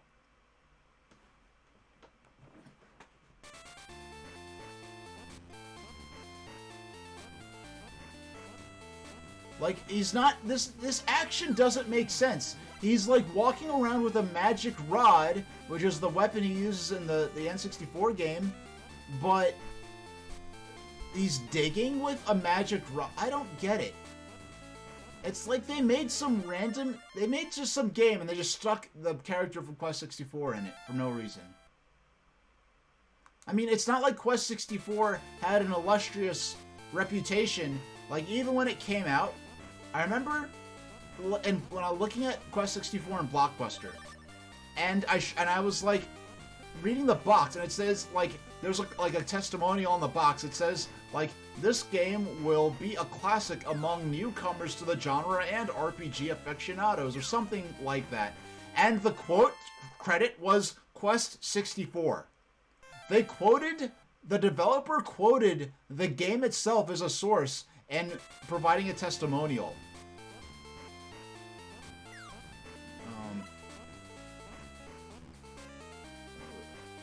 And that's the point. Now, I did not have a good time playing Quest 64. I enjoyed my time with it, but I did not have a good time playing it. It was to the point where I actually rented Quest 64 a couple of extra times, just because the game kind of fascinated me in a weird way. And just how, like, the extent to which it failed at what it was trying to do. Like, Quest 64, it had this thing where you're in your first little walled garden castle town, you leave the town, and you're out in the open area. And it's not quite, it's kind of an overworld, but not really. It's to full scale, and there's a point A to point B direction you're supposed to go. And the battles are in real time. And when you get disoriented by the battle because the camera's swirling around stuff. So when you come out of the battle, I was so disoriented, and the environment was so generic that instead of going in the direction the game intended me to go, I ended up wandering back to the first town of the game, like 3 or 4 times before I got it right. I ended up having to, like, avoid the battles in order to keep moving in the direction that I needed to go in. And yeah, it was just a really surreal experience. But I was so charmed by what they were trying to... Hey, Gush on Games! Yeah, so you're seeing... I'm playing the Analogue Pocket there. You see on the console cam. What I thought I was playing... I got this game years ago. What I thought I was playing was an 8-bit demake of the Nintendo 64 game Quest 64. I pop it in, and it's this weird it's this like Pac-Man and Dig Dug. Like, it's like fusion between Pac-Man and Dig Dug, but Brian has a magic rod, but he's digging and it makes no sense. I mean, we also played Animorphs, which was not that great. I mean, I like animal transformation as a theme in fiction and fantasy. I liked Animorphs in the 90s. I love Pokemon. This game's a Pokemon ripoff, and in spite of all of that, the game was not that interesting. Yeah, this is, yeah, so I popped this in thinking, because, yeah, believe it or not, you may not have heard this, they made an 8-bit, they made Quest 64, then the same company actually made, what is this? Is this a boss fight? I have no idea what's happening. Oh, yeah. Oh. That was the most... That actually vaguely resembled playing Quest 64 for a moment. No, they made an official... In the year 2000, they made an official 8-bit demake of Quest 64 in the style of an NES RPG. I played the first 5 minutes of it on as a ROM on an emulator back in like 2003 or 4 or something on my old iBook. And I got this game from a used game store for a couple of bucks thinking it was that, and instead it's this arcade game spin-off that's like a high score themed game. Okay. That wasn't what I was expecting at all. Yeah, so that was Gush on Games, are you interested in seeing a bit of a quickie rundown of the system itself and my experience with it so far? Yeah, so yeah, here's the system. And man, I'm telling you, no matter how crappy these Game Boy Color the Game Boy Color games I've played so far, except for Game & Watch Gallery 4, which was actually good. Did I get the N64 controller on my Nintendo? I did not. I'm not paying for that upgrade pack. Me personally. Unfortunately, the value equation is not there for me. Yeah, it's just not there for me. Now, I'm playing this with the 8-bit DOE Super Nintendo style wireless gamepad. I got this for use with the Analogue Pocket. It also works with Nintendo Switch, and frankly, this is such a good controller that I no longer care about the official Super Nintendo controller. Have you been following the Analogue Pocket, or do you care to hear any sort of a quick rundown of the different modes or features it has? If you don't, I'm just going to keep on moving to the next game. And later I'm going to be unboxing this the Pokemon trading card game for Game Boy Color, which I played on the 3DS Virtual Console. I never played the actual physical cartridge before, so I'll be unboxing that later after the break, the midstream break. So I'll show you with Balloon Kid. So the system, I don't know, like I'm easy to please with D-pads. I'm very easy to please with D-pads. I like the D-pad on I think the D-pad on the Wii U Pro controller is fine for me. And I heard a lot of people complain about that. I think this D-pad's fine. I think the D-pad on the SN30 Pro is a lot better than the one on the, like for, I mean, 90% of my gaming on Switch is retro gaming and digital release of old games anyway, so I'm going to be using this controller a lot with the Switch, which I did use it for when I was playing Mr. Goemon on the Arcade Archives on Switch. I was using that controller. Now, the cartridge is kind of exposed on here because they had to design a cartridge port where Game Boy Color, Game Boy, and Game Boy Advance games will fit flush with this, as well as the cartridge adapters and any future cartridges that might end up being used with this.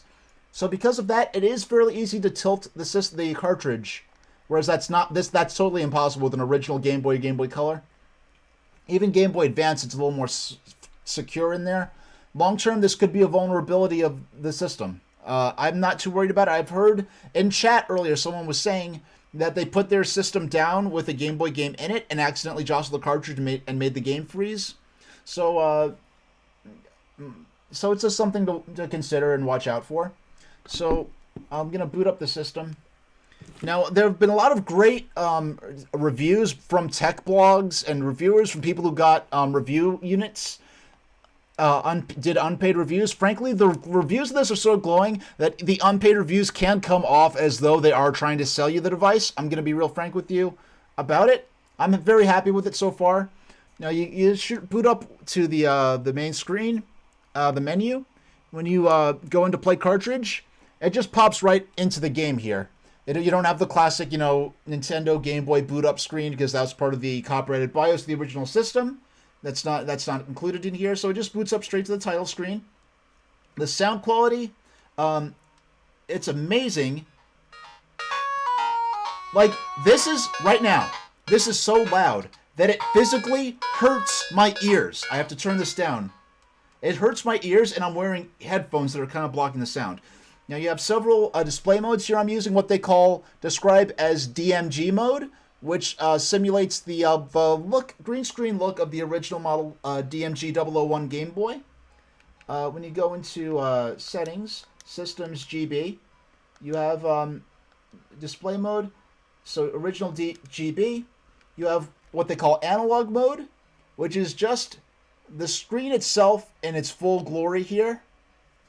Then you have Game Boy Pocket mode, which simulates the look of how this looked on Game Boy Pocket. I did not have Game Boy Pocket back in the day. I had the original DMG 001 Game Boy back in '95. I went straight from this to Game Boy Color.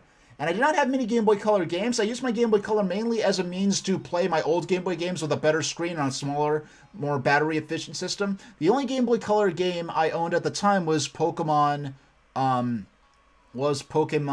Gold and Silver, which we'll be saving for another stream. Now, the next mode is there's a mode, if you do not know this, there's a mode to simulate the look of the Game Boy Light, which is such a cool thing. I never would have thought of them doing. And the Game Boy Light was the Game Boy Pocket derivative. It's not in a Game Boy Pocket with a light. It's slightly larger. It has a bigger back end for the AA batteries to fit instead of the AAA of the Game Boy Pocket. But it uses the kind of front lighting screen technology that digital watches used in the 90s. Some digital watches still use it now.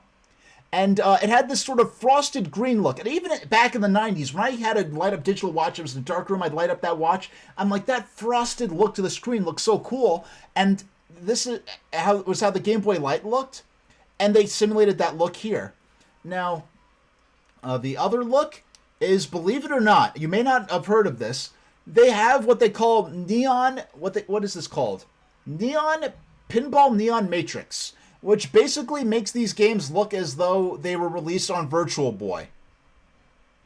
Yeah, the Game Boy Light was only released and distributed in Japan. Any Game Boy Lights that are now outside of Japan were imported by enthusiasts after the fact. So we're just going to go back to... I like to have it on original DMG mode.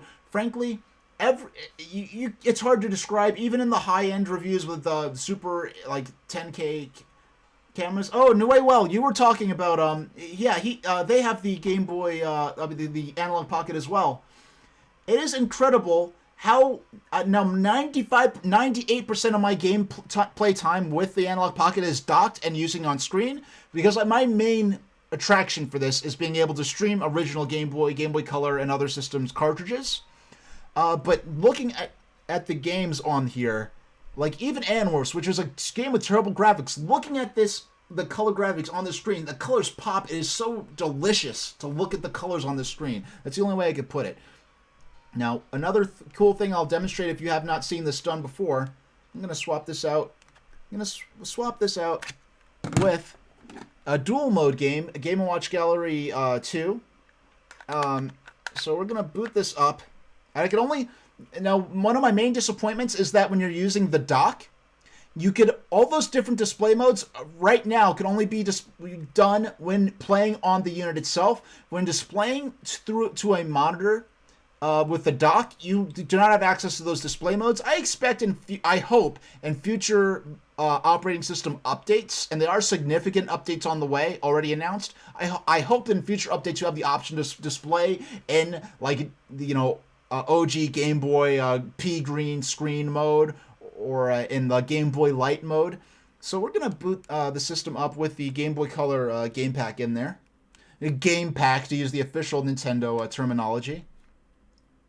Now, this is a feature very few people will use. There are very few reasons to use it. But, so we're going to go to Tools. No. We have to go to Settings, Systems, GB. No, actually, no. I'll show you first. We'll go to Play Cartridge. We'll just start the game up. So, there we go. There's Game & Watch Gallery 2. There it is in its full color glory. So we'll menu, Quit Game. And we'll go to Tools. No, not Tools. We have to go Settings, Systems, GB, and Hardware.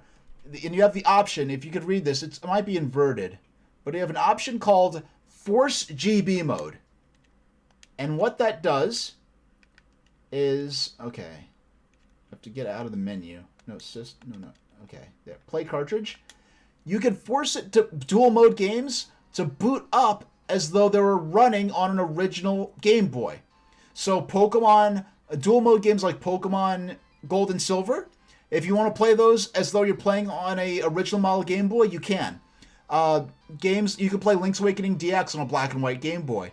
And they're very, this is a feature I dreamed of back when they first announced the Analogue Pocket. I never dreamed they would include something so esoteric and specific to only a few people in the world would ever care about that feature, and they put it in here. More significant is that for Game Boy Color games such as Legend of Zelda Oracle of Ages and Seasons, and for Shantae, you can, those games have special benefits, even though they're Game Boy Color games, they have special benefits when played on Game Boy Advance, and you can boot those Game Boy Color games in Game Boy Advance mode to access those special benefits. So we're going to boot up a game I've never played before. I've never even tested this copy. I've had this for years. This is Yu-Gi-Oh! Dark Duel Stories for Game Boy Color. This is a Game Boy Color exclusive. I played the Yu-Gi-Oh! Card game. I mean, I was a nerd, so even though I was kind of overage for Yu-Gi-Oh!, me and my friends would play the card game. And I remember my friends having the Eternal Duelist Soul for Game Boy Advance. And I never had, but I remember Eternal Duelist Soul being the first Yu-Gi-Oh! Game, like in 2001, I think, right when they were really starting to bring Yu-Gi-Oh! Over to North America, position it as the sort of, no, oh, this is cool. I didn't mean to do this. Okay. Check this out. I don't know if you can see that. This game is designed for Game Boy Color only. So, so we're going to have to quit the game and go out of Force GB mode. So go Settings, Systems, GB. So it does not, so Hardware, Force GB mode is off. So now it should actually boot up properly. Now, Eternal Duelist Soul is famous because if you have, now this is Pokemon Trading Card Game, which we're gonna play this for 15 minutes. We're not gonna seriously try to get into this now. We're gonna play this for a little while, and we're gonna come back and play Pokemon Trading Card Game for Game Boy Color. And when we do that, we're going to we're gonna play we're gonna just mess around with this for a good 15 minutes, and do the midstream break.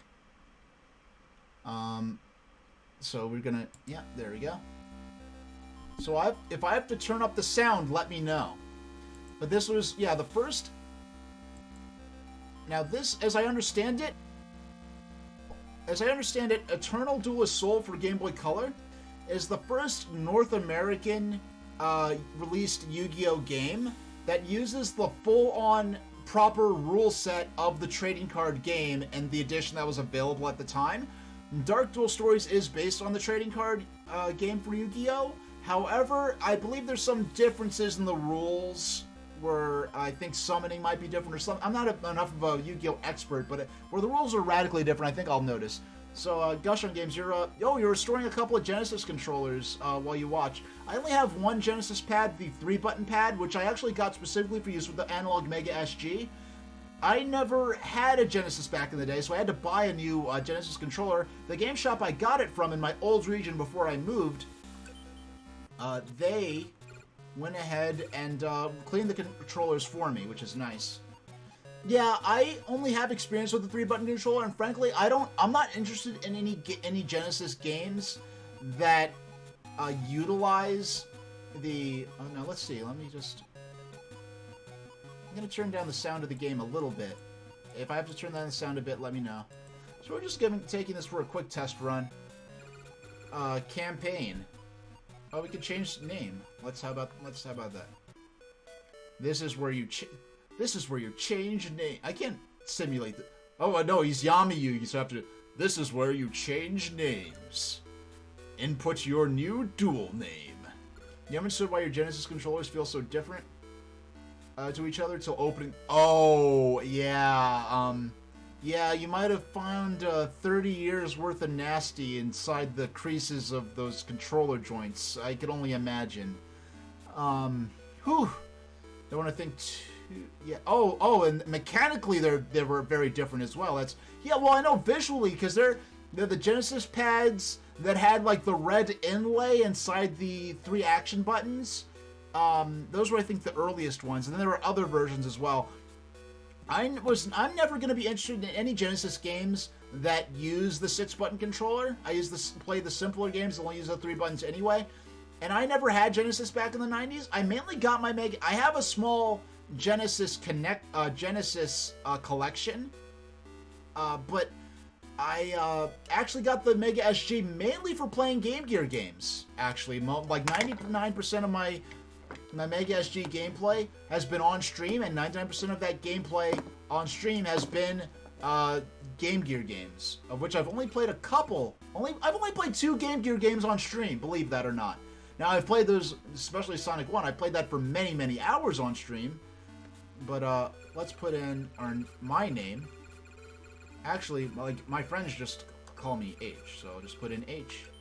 And, I feel bad when I go into someone's stream and they're like, oh, hey, super strange, or super, like my screen name, because it's such a mix of non sequitur words, it's a bit of a tongue twister to people who don't even know what they expect to be reading.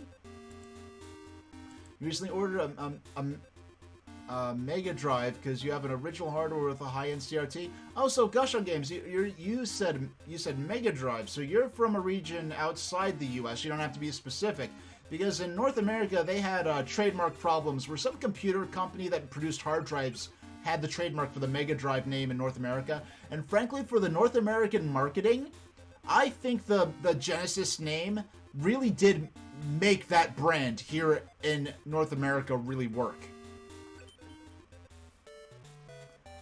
I'm Yugi. Pleased to meet you. Let me explain a few things. Collect cards and parts by dueling. There are duelists at every stage. You have to beat each one 5 times. That's how you advance. So chest, let's see what's in our deck. Oh man, this interface is not very attractive. Detail. Oh, a beak. Beak alert. I'm glad this isn't on 3DS, because that beak would have popped out and... Well, you're saying Genesis earlier to be more simple. Well, I mean, like, when I'm talking about the North American Genesis library, and I say Genesis. When I'm talking about a European or Japanese or South American or Central American release, I say Mega Drive. Like, when I talk about, like, when I say, like, the system, like I call the system... The British home computer system. I call that the ZX Spectrum because that's how it's pronounced there. It's because okay. So I'm going to talk to a UK gamer and I talk about the ZX Spectrum because that's the name of the system. So when someone from the UK talks about Game Boy Color and they spell it Game Boy Color with a U, I'm like, no, it's not. That's not the name of the system. The system is called Game Boy Color COLOR. That is universal. In Japan, it is Game Boy COLOR. In US, it's COLOR. Universally, the brand is Game Boy Color. Like in France, the GameCube is not called the French words for game and cube. It is just called GameCube, and so forth. So I like to use the proper region's term for a system, spelling and all. Big Beak strikes fear into enemies. Oh wow, the Big Beak is actually part of... Man, these cards I don't know, this interface is just not that appealing. Heroes, Shadow, Messenger used for scouting. I'm glad they simplified the flavor text into something that appears on one screen. Mystery Hand. Weird hand reaches between dimensions. I mean, but it's at the cost of... These aren't even complete sentences. I'm sure this wasn't as much of a problem in Japan, where you could... In the Japanese language, as I understand it, you could express more complex ideas with fewer characters on screen.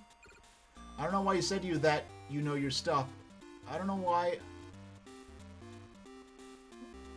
I said that to you. You know your stuff. It's a bad habit talking to average person. Okay.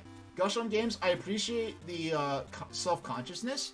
However, I did not feel as though I was being talked down to when you said that. That would not have even occurred to me. That didn't occur to me at all. Yeah, that didn't even occur to me. So you're being overly courteous, which isn't, I guess, too bad of a habit to be in. But yeah, let's just jump into the duel. We'll do this on the fly. Well, I can already see how much of an advance Eternal Duelist Soul on Game Boy Advance is compared to this. Yugi's turn. Okay. Used Moyan Curry. Recover life points. H's turn. Okay, so I have Muka Mook. No, wait. Muka Mook. Jinzo number 7. Wretched. Shadow S. Swordsma.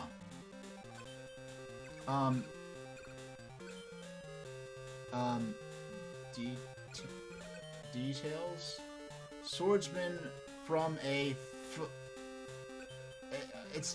I'm so annoyed by the way it cuts off the names of these cards. This feels fusion of Swordsman from a F and Shadow Spectre created Zombie Warrior. What is this interface? Did I summon him? Is he summoned? This interface is... I'm gonna tell you, I got out of Yu-Gi-Oh! And, I stopped playing Yu-Gi-Oh! Early. I mean, I was an overaged nerd, so I was already in... But yeah, even just before they started, I know there's all the kinds of, there's, synchro mechanics and, XYZ summoning, or XYZ monsters, and all kinds of crazy crap I can't even begin to explain. I got out of Yu-Gi-Oh! Way before all that became involved, and just the base game was already... I wasn't keeping up with it, because it's like chess, it's like, okay, there are new strategies, there are different theories and ways you can play Go, there are different strategies, ways, but it's not like, okay, there's 50 new pieces out for chess, you have to know the rules for all of them, and your friends paid money for all the best new chess pieces, so they're gonna wipe the floor with me. No, it's not, yeah, it just got too much. Same with Magic the Gathering. I could barely follow the interface Android created in an underground lab. So so if I select, so I just have I only have A, oh, Synchro Super Z Summon Pendulum. Pendulum. Is that a real thing, or is that something you just made up? I'm guessing Pendulum. I'm gonna make up a Yu-Gi-Oh! Is that a real thing? Because okay, what is going on here? Yeah, I'm not answering that. Pendulum Summon. Well, is Pendulum Summoning the same as Threshold Summoning? Because I have no idea what Threshold Summoning is. I just made it up on the fly, and if Threshold Summoning is a real thing, I completely did that by accident. Wretched. This looks like Karibo. Why is it called Wretched? I haven't... Okay. Oh, wow. Wait. I came close to actually figuring out what I was doing. Offer? What was... What? What was that? Okay. Okay, let's just... hey, I'm just gonna call it here. I have no idea what I'm doing or how to play this game. I know how to play original, like, the original Yu-Gi-Oh! Trading card game. I just... Oh, dear. That's one interpretation. And I think it's about time to maybe take my midstream break. When I come back, I will be unboxing the Yu-Gi-Oh! Trading card... I mean, the Pokemon trading card game for Game Boy Color. And I never opened this before. It's sealed. You know, you can't buy shares in this copy of the game. But I did play this on Game Boy Color I did play this for 3DS on the Virtual Console. Yeah, like the shortening of the language, it just feels very cut rate, this Yu-Gi-Oh! Dark Duel Stories. Whereas I played about 10 or 20 minutes of Yu-Gi-Oh! Eternal Duelist Soul, and it feels like a radically different game. But yeah, I played this on 3DS. I have my favorite deck that I love using on when I play this on 3DS. So I will be back in a few minutes with Pokemon Trading Card Game for Game Boy Color, which is the next game we're going to be playing on the system. And so excuse me, we're going to there's my timer. So I'll be back in 10 minutes. And so for those of you on the other end of the break, I'll see you in a little while.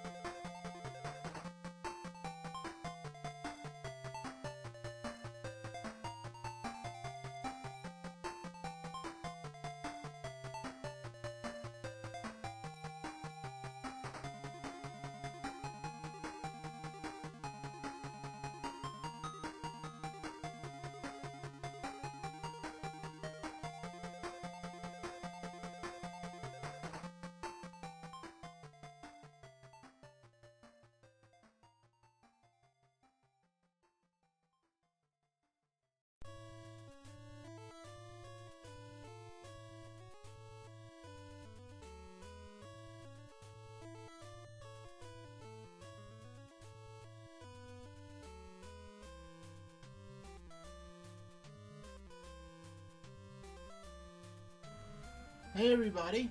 So, I'm very sorry that this just happened, but I just realized like 6 or 7 seconds before I turned off the my break screen that I had followers only mode turned on for a while, and I never meant to have that turned on whatsoever. I mourn whatever interactions I could have had if I realized that was on. I hope people didn't think that might have been walking in. Were trying to think I was trying to, and it was zero. It was like followers only with zero, like delay between following and being able to chat. So I wonder if people thought that I was trying to like lure them into following me just so they could be in the chat and ask questions about the system. So we are going to be playing a Pokemon trading card game on Game Boy Color. We're going to be playing it on the Analogue Pocket, which is still running Yu-Gi-Oh! Dark Duel Stories, which I'm played for 5 minutes and probably will never play again in my entire life. Now, I just considered this while I was doing my break and doing my stretches and everything. I actually have a real Pokemon card collection. A small amount of it is in this binder. I'm not trying to be the next big investment bro on Pokemon cards, but I do want to have I would like to build a collection that could. I want one of each Pokemon pretty much. So like here's my first page. I only have Charizard and Japanese Charmeleon. I eventually want English language of all of them. But here's my second page. I have the whole Weedle line. And I have all these pages all through all the generations. I only have a fraction of what I need, but I just like to have one of every single Pokemon. Or one card. I'd have to have basically what they call a living Pokedex, but in Pokemon card form. And I collect cards so casually that I have a few packs that I've just been sitting around because I'm in no rush to open them. Because actually about 70% of my collection isn't even in the binder. And those are all placed in the binder in order. So that as I put them in, I can put them in the actual order. But if people are interested and want to see that, we can look at that later. But for now, I'm going to open a Pokemon trading card game for Game Boy Color. The greatest Pokemon trading card game players of all time, the Grand Masters, are looking for one player worthy of inheriting the 4 rare legendary Pokemon cards. Thanks, Gushon Games. I don't have chat open on the on my full screen. I made this sort of in the last half hour before I started streaming. Excuse me. 8 Club Masters earned right to challenge the Grand Masters. Duel a friend with the Game Link cable sold separately. Basic reading skills are needed to fully enjoy the story. And this game, probably even more so than regular Pokemon, you need to be able to read, frankly. So let's open this up. I've never opened this before. This is my first time. Yeah, this is my first time. I just realized this. This is my first time unboxing a Game Boy. Actually, you know what? Oh my goodness. I just realized this. This is my first time unboxing a game that's compatible. Like, the only time I ever unboxed a brand new original generation Game Boy game was when I got Pokemon Red back in the 90s. This is the only time I've ever unboxing a dual mode Game Boy Color game. Because most of my games I got used back then. The only time, and then I unboxed Japanese Pokemon Gold in the 90s when I got that. So you just flip that open. All right. So here's the manual. At some point I'd like to bring up. I'll get a PDF of the manual. We'll pop it up on. Oh my gosh! I did not realize this was in here. Oh my gosh! I did not realize there was a Pokemon card. There's a Meowth in here. There's a Meowth in here. Oh, this is gonna be. This is the one I'm putting in my. I don't care about slabbing cards, getting cards graded. Do I have a Meowth in this? I don't, because I have about. I got my card collection from people who like got rid of all their spare cards in their collection. Do I have? I'm looking through my collection here. Do I have? Here's. I don't know their Well, I can look at their numbers here. So this is number. What is Malice Pokedex number? Number 52. What is 85? So if I had a Meowth, it's possible I have a Meowth. I just haven't put it in this binder yet because, frankly, putting. Yeah, I don't have a Meowth for this collection yet. At least not in the binder. Now, I haven't gone through all the cards that I have to put them in here because I want to have my goal, my dream is to have a binder that has just one of each Pokemon in order. And I choose, like, in general, for most of them, I don't care. Any card, especially English languages preferred, is fine. I just throw it in there. For certain Pokemon that are my favorites, I might go out of my way to find a particular card that maybe particularly, I think, best captures the spirit or attitude of that particular Pokemon. But for most of them, any old example is fine. And I do have a few packs. Maybe I'll open them after about an hour playing the trading card game. Yeah, so... And the best part is, my mom got me this box copy from a thrift store, like, over 15 years ago. She found it in a thrift store. I wasn't even with her, and she brought it home one day. And so having... And I'm specifically not going for graded cards. Any just good, acceptable condition card will work for my collection. But yeah, having this Meowth, if I go through all the cards I have, about a couple hundred that I got from that person who's done with is a hardcore collector, doesn't need their spares anymore. If I go ahead and find, I'll show it up on camera again. If I can go ahead, if I don't find a Meowth among those cards, this will be the Meowth for my Pokedex. I'll call my living Pokedex binder. We'll call it. So I'll put that. Just tuck that into the sleeve of the folder right there.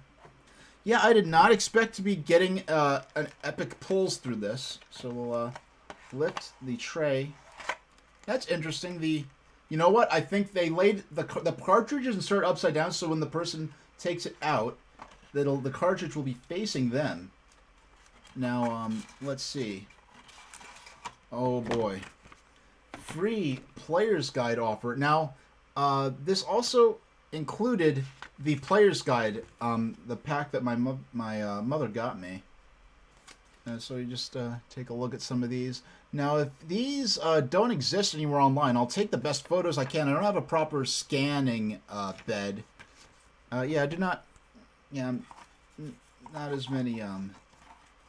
Like, yeah, I'm nostalgic for, like, I think the first Pokemon cards I think I got the Overgrowth. Yeah, I think I went and got the Overgrowth theme deck was the first Pokemon cards I got. And oh man, look at that, brand new. And I've got to do it. I know it's gratuitous. I've got to do it. Yeah, not when I took Pokemon Red out. The first time I ever noticed new game smell was when I got Pokemon Red and I took it out the box and I just smelled it. And I was like, oh wow, like this is like new games have a certain smell to them because I wasn't used to that at the time. I was used to older games. So yeah, brand new, perfect condition cartridge. Oh, the cartridge is made in Japan. Is this? I'm looking at this Gameboy cartridge. Yeah, this was back when Nintendo was still doing a certain amount of hardware manufacturing in Japan. I think the original model Game Boy Advance, and only certain versions, like the Toys R Us Special Edition Game Boy Colors, Game Boy Advance systems were made in Japan. Starting from the SP onward, Nintendo, does it smell like 1999? Yeah, this game did come out in 99, wouldn't it? Yeah, it smells like Janko jeans and Jolt Cola, and what else was going on? And whatever else was going on in the 90s that I... Alright, so we're just gonna... Actually, no, what I'm gonna do is I'm going to put this... in the console cam there. Now, I want to move the system a bit, the dock a bit, because when I drop the system into it, yeah, Gush on, yeah, Pop Rocks, it's, well, Pop Rocks go back to, like, the 80s or even 70s, I think, but, Yeah, so we're going to my first time owning the physical cartridge of this. I had this on the 3DS Virtual Console, and I have my Mersey and Friends deck. Mersey being my Dragonair original character from a Pokemon spec script I wrote in college when I had a project to write for an existing children's show, and I made a Pokemon political drama action thing, and there was a Dragonair named Mersey who was a major character. So we'll just boot this bad boy up. We'll just power on the system. We'll drop it in the dock. No, I didn't hold the power button long enough. Okay, there we go. Now it's booting up. It seems to like it. It seems to prefer when you've already turned the system on before you put it in the dock. Okay. Okay, there we go. We got a good view of the system. I do want to get an additional light to shine the light a little better on. I don't know. I'll have Porygon sit on the floor there. I use the Altoid stand to boost him up a bit. But yeah, I'll just put the card there. Okay, so we're playing. If you don't know, we are playing with the 8-bit Do SN30 controller as the gamepad. And so the cable's short, but not too short. So we will jump over to our layout for the game itself. And we will boot this up. And this game has fantastic music, by the way. Okay, if I need to adjust the music, make it a little louder or quieter, let me know. Oh, wait, am I synced? I'm using USB, so it shouldn't have a problem. Let me unplug and replug in the USB cable.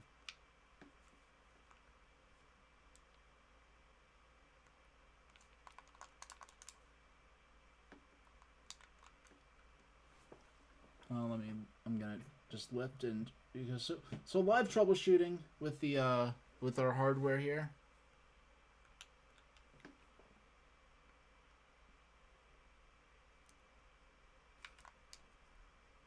Actually, let me try wireless mode. So start X.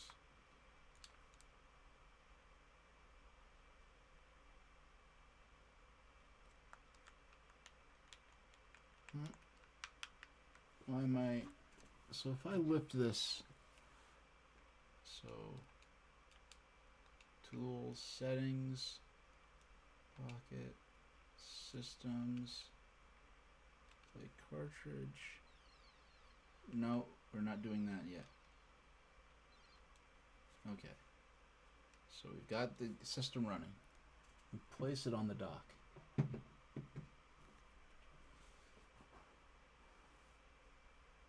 Okay, it appears. There it is.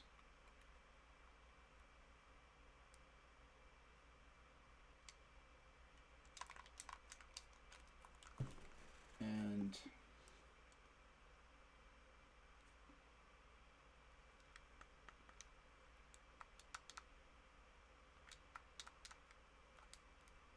the light is bouncing back and forth on the controller.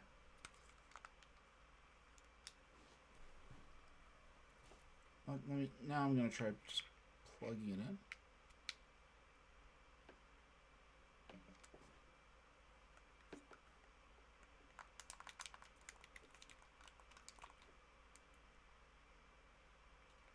Alright, last time it got like this. I'm going to... Now, I don't know if this is something that's wrong with the controller or something that's wrong with the dock. Because it's true that I have not performed the update for the dock, so hold on a second. I'm going to...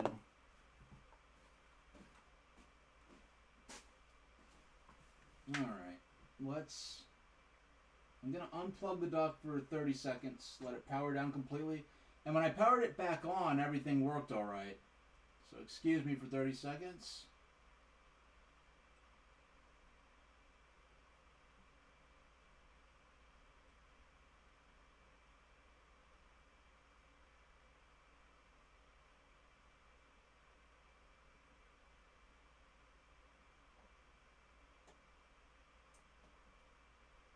Alright, plugged it back in. So, I'm going to start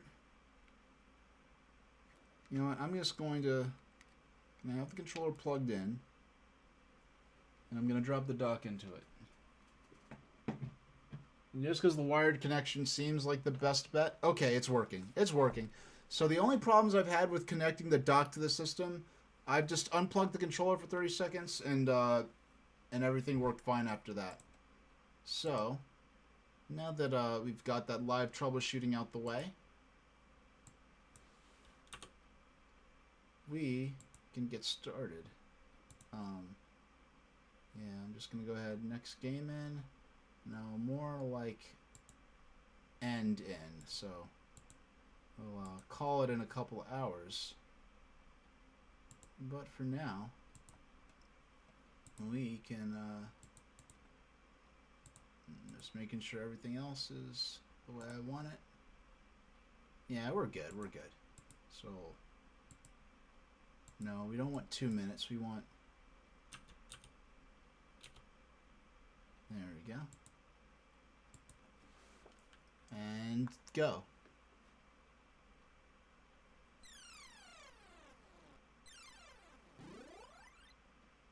There we go. Now, if I need to adjust the music, make it quieter or louder, let me know. But I'm going to tell you something. For some reason, for years and years, even going back to the 90s, just from knowing this theme, from downloading the MIDI of this song from VGmusic.com, that had, you know, before you could look on YouTube for game soundtracks, you had VGmusic.com. They just post web quality MIDI files of music. So I know this song because of that. If I needed to, like, I think this song is like 6 seconds long, and I would just let that play. I'd just hum that song in my head and use that to, like, measure. Okay, that was about 36 seconds. Alright, let's get started. New game. And that character totally not Ash Ketchum in a bandana. What's our name? My name's H. H is crazy about Pokemon and Pokemon card collecting. One day, H heard a rumor. The legendary Pokemon cards, the extremely rare and powerful cards held by Pokemon trading card games' greatest players. The Grandmasters are searching for one to inherit the legend. Dreaming of inheriting the legendary Pokemon cards, H visits the Pokemon card researcher, Dr. Mason.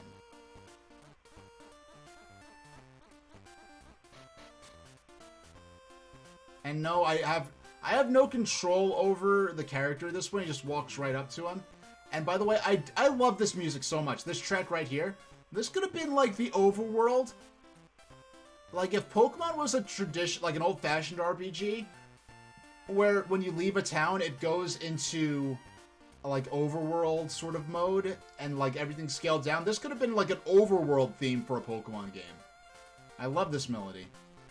And yes, everyone does the walking in place thing, kind of like in Final Fantasy Legend and other old 8-bit RPGs and 60-bit RPGs. Sometimes the characters stand there just doing their little walk cycle, walking in place. I don't know why, but let's keep going. If you want to learn how to play the Pokemon trading card game, and yes, yeah, that, and so an hour into this, I'll show off my Pokemon card collection a bit, and maybe open some of these packs that have been sitting around for over a month because I care enough about Pokemon cards to buy them, but not enough to open them. It's like I have the cards. Whatever's going to be in them is in them, so there's no real rush. You want to learn how to play the Pokemon trading card game? So you too finally want to start playing the card game. Well, dueling is more fun than just collecting cards. Yeah, tell it to all the kids on my block back in the 90s.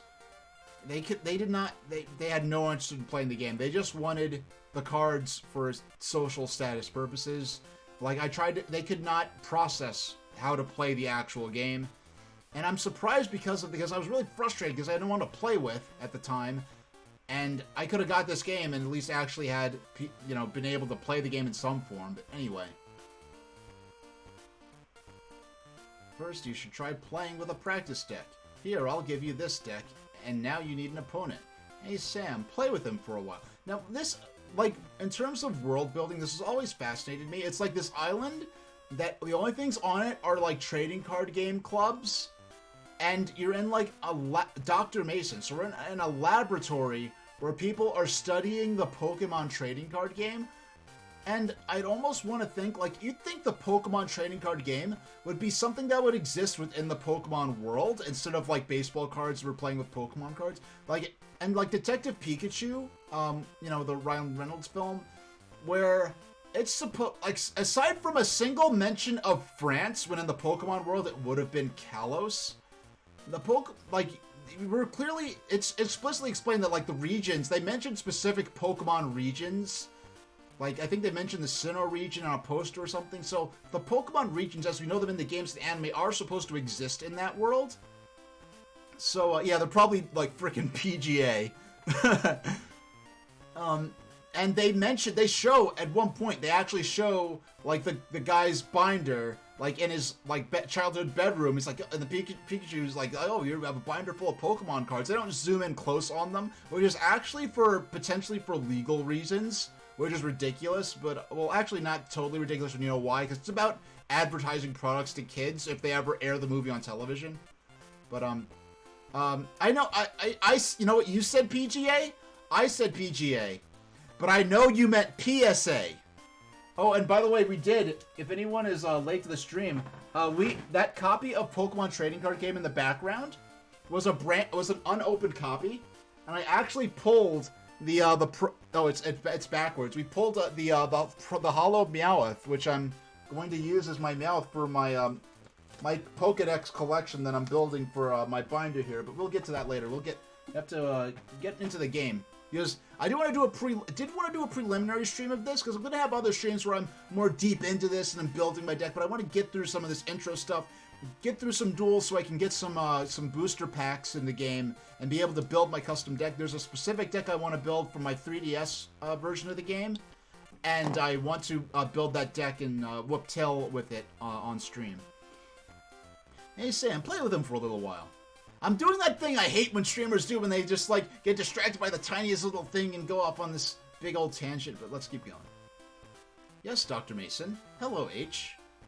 Okay, let's give it a try. This is one of the first times that I've actually been able to name myself H within a game where they actually refer to me. But look, I love that, like, they got the table with, like, the green felt like you're at a casino. Hey, H, hurry and come here. First, ask Sam the basics of the game. Okay, H, what do you want to ask about? I mean, I know the rules of Pokemon trading card game already. And this is basically going off of basically this is the original version of the trading card game. The modern version of the trading card game, which you can play online, inexplicably it was never on 3DS, it's not on Switch. For some reason, they don't want to put Pokemon Trading Card Game on the actual Nintendo systems. This is the last time it ever happened. There was a sequel to this game that only was released in Japan. But nothing to ask. Is that all? Yes. They say actions speak louder than words, so let's play a game. Since this is your first time, just try to learn the basic steps. I'll be coaching you, so follow my advice. If you don't do as I say, you won't be able to proceed. It might be easier if you read the Pokemon Trading Card Game instruction booklet while we play. Okay then, let's start your practice game. Text Sam's practice deck. Now this is a canned, prearranged duel right here. So it's a tech. Yeah. So I guess he's a Pokemon card technician. Yeah. If only I lived in a world where that was a real profession. Actually, I do want to move over.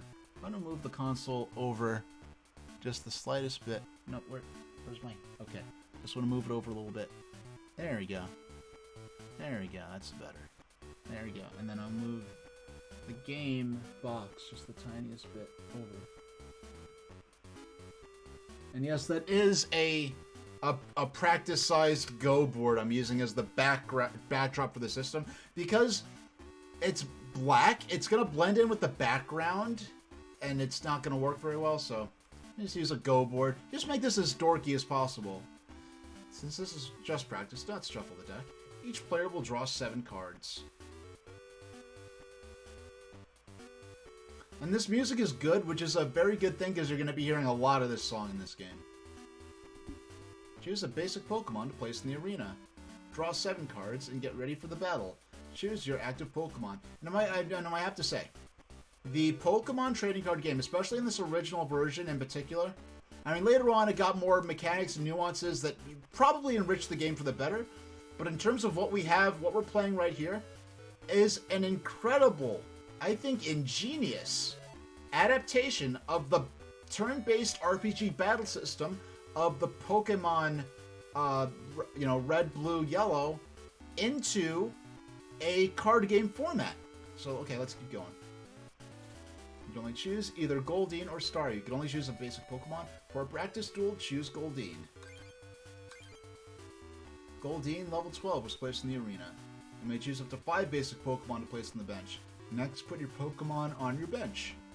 You can switch between bench Pokemon with your active Pokemon. Again, only basic Pokemon can be placed on the bench. Choose Staryu from your hand and put it there.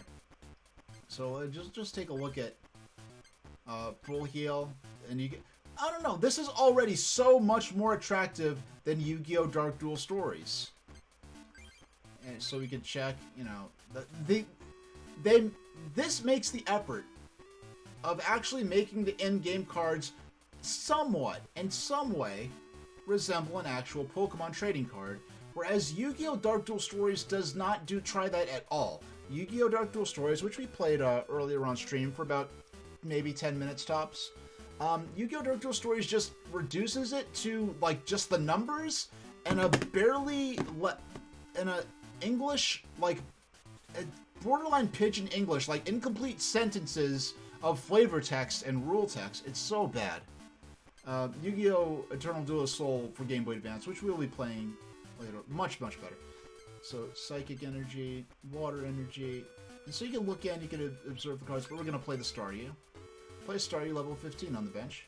If you have no Pokemon to put on your bench, press the B button to finish.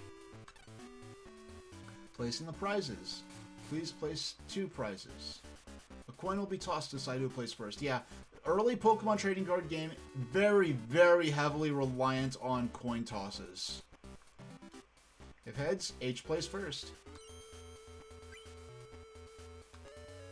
You play first.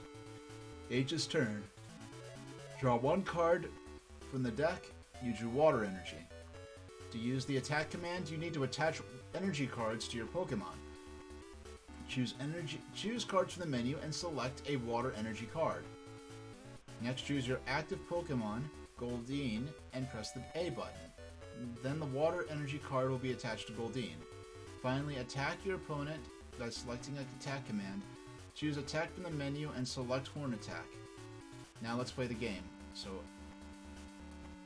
we're just going to... hand, Water Energy, attach to Goldeen, and attack to Machop. Yeah, Goldeen and Machop are among the Pokemon that actually got to keep their typing from the real, the Pokemon video games. Because of them simplifying the element system from the Pokemon games into the trading card game, you get some things like even some different versions of Pokemon might actually be different element types. Like from what I know from this early era of the Pokemon trading card game, for instance, in the games like the Ghastly line, Ghastly, Haunter, Gengar, those are Ghost type Pokemon, which are super effective against Psychics. And the Pokemon trading card game, they simplified them into, okay, Ghastly is just a Psychic type along with Kadabra. So, Sam's turn. Draw 1 cards from the deck. Sam is thinking. Attach Fighting Energy to Machop. Sam is thinking.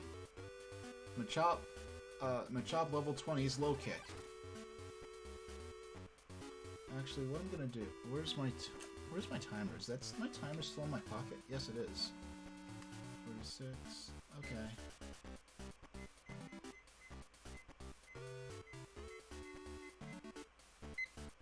Yeah, so that's a timer for my own reference. H's turn. Draw 1 cards from the deck. You drew Water Energy. Your Goldeen's gonna get knocked out. Let's evolve it. Choose Seeking from your hand and attach it to Goldeen to evolve it. Its HP increases from 40 to 70. Your Seeking doesn't have enough energy to use Waterfall. You need to attach a Psychic Energy card to Seeking. Star means... okay, that's colorless energy. Colorless means any energy card. You can now use Waterfall. Keep the water energy card for other Pokemon. Excuse me. Now let's attack your opponent with Seeking's Waterfall. Now let's play the game. So, evolve Goldeen by attaching Seeking to it. Attach a Psychic Energy card to the evolved Seeking. Okay. Can I do this out of order? Okay, okay, I wanted to see if it would actually let me do it out of order or not. It doesn't matter, because I didn't do it in the order it specified. Goldeen, that's actually a bit impressive, because they could have been lazy with the programming and made it so it's like, oh, you didn't do it in the order the game specifically specified, so now that doesn't count, you have to do that over. So, they were good about that. Now, attack with Waterfall. Seeking level 28's Waterfall. Okay, so he's only one hit point away from getting knocked out now. Sam's turn.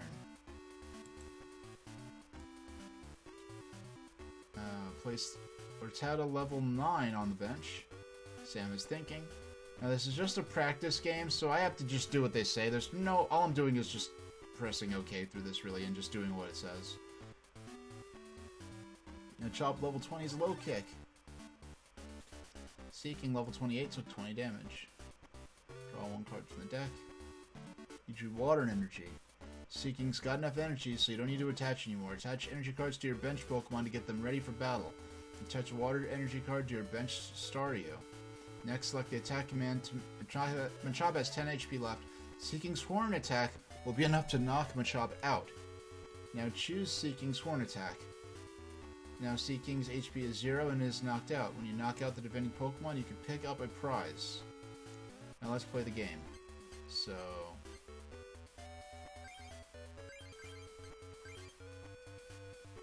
put a water in your Staryu and attack with Horn Attack. Machop took 10 damage. Machop was knocked out. H will draw one prize. Water energy. Sam placed... I bet both prizes are water, because if the other prize is something... Actually, the other prize could be... I mean, if one of the prizes was something significant, like a certain trainer card or Pokemon, that would change the flow of this scripted scenario. Sam's turn. One card from the deck. Sam is thinking. Rattata evolved into Eradicate. Sam is thinking. Attach lightning energy to Eradicate. Sam is thinking. Eradicate level 41's Bite. Seeking took 20 damage. Age's turn. Draw one card from the deck. You do Drowsy level 12. When all your Pokemon are knocked out and there are no Pokemon on your bench, you lose the game. Put Drowsy, the basic Pokemon you just drew, on your bench. Attach a water energy card to Drowsy, get it ready to attack. Choose your active Seeking and attack your opponent with Waterfall. Now let's play the game. Okay, so, and gonna place Drowsy on the bench. No, we're going to begin to get him ready. Yeah. Tackle the Waterfall. Seeking level 28's Waterfall. Eradicate took 30 damage.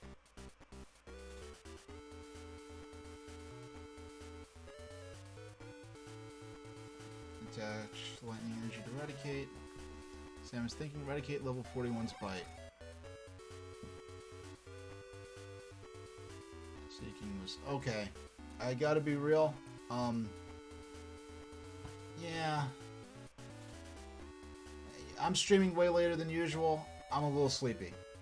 I wanted to stream this for another 100 minutes. But I'm going to, why don't I take the...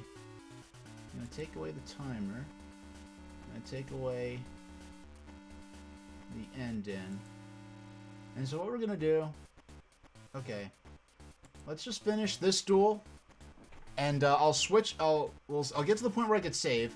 I'll switch over to black and white Game Boy mode, because you do have the option to boot dual mode Game Boy games, like the illustrious Quest Fantasy Challenge for Game Boy Color. You can boot this in Game Boy mode on the Analogue Pocket, so I'll show that off, and then we'll play a duel in black and white, and we'll end the stream there. Choose a bench Pokemon to replace your knocked out Pokemon. You now have Drowsy and Staryu on your bench. Choose Staryu as the active Pokemon for this practice duel. Here, press select to check Pokemon data. It is important to know your cards and the status of your Pokemon. Now let's play the game. Okay, so we're going to play Staryu. H's turn, draw one card from the deck. You drew Potion. Staryu evolves into Starmie. Now let's get Staryu ready to use Starmie's attack command when it evolves to Starmie. Choose the water energy from your hand and attach it to Staryu. Attack your opponent with Staryu's Slap. Now let's play the game. Okay. Water energy. Staryu level 15 Slap. Eradicate level 41 took 20 damage. Sam's turn. He draws a card. Place Machop level 20 on the bench. Sam is thinking. Attach fighting energy to Machop. No, I think this is straight up like the latest I've streamed in maybe over a year. So I wouldn't mind doing later streams more often. It's just that I more of a morning type person. So alright. But I'm gonna be back. But I will be just for clarification. I'm gonna be doing some Game Boy Advance test with the Analogue Pocket tomorrow. So, but Machop level 20.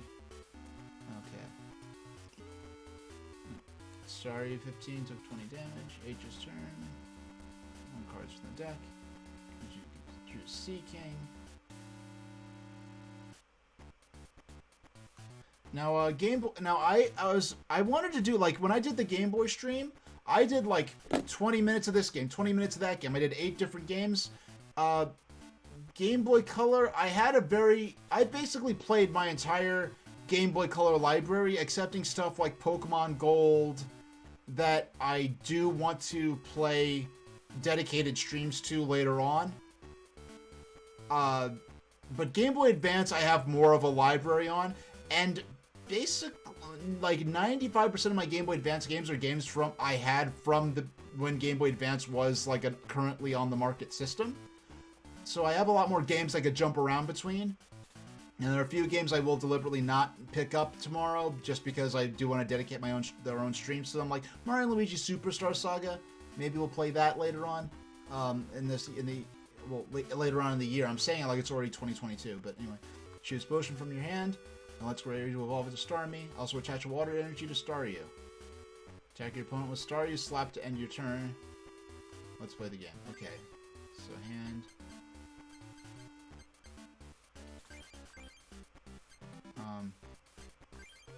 Attach water energy to Staryu, and use Potion.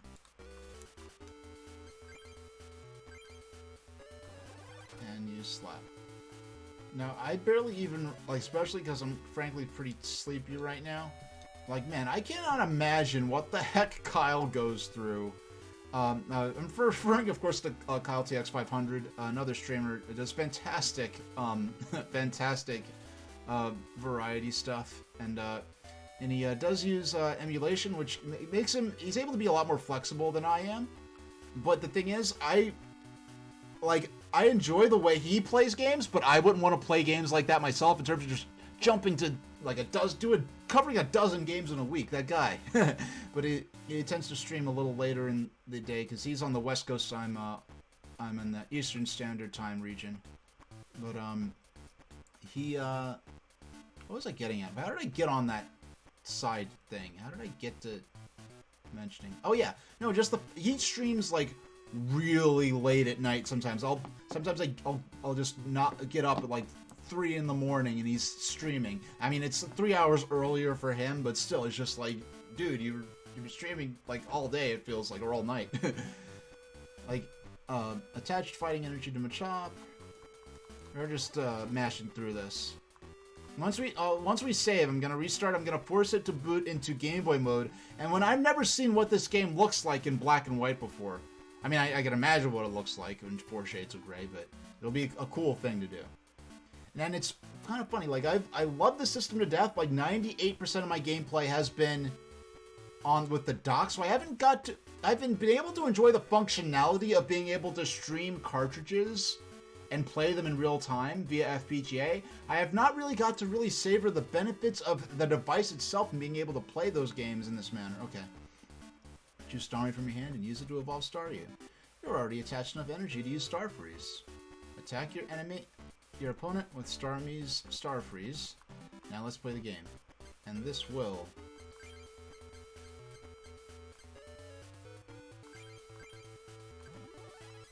Staryu evolved into Starmie and attack with Star Freeze.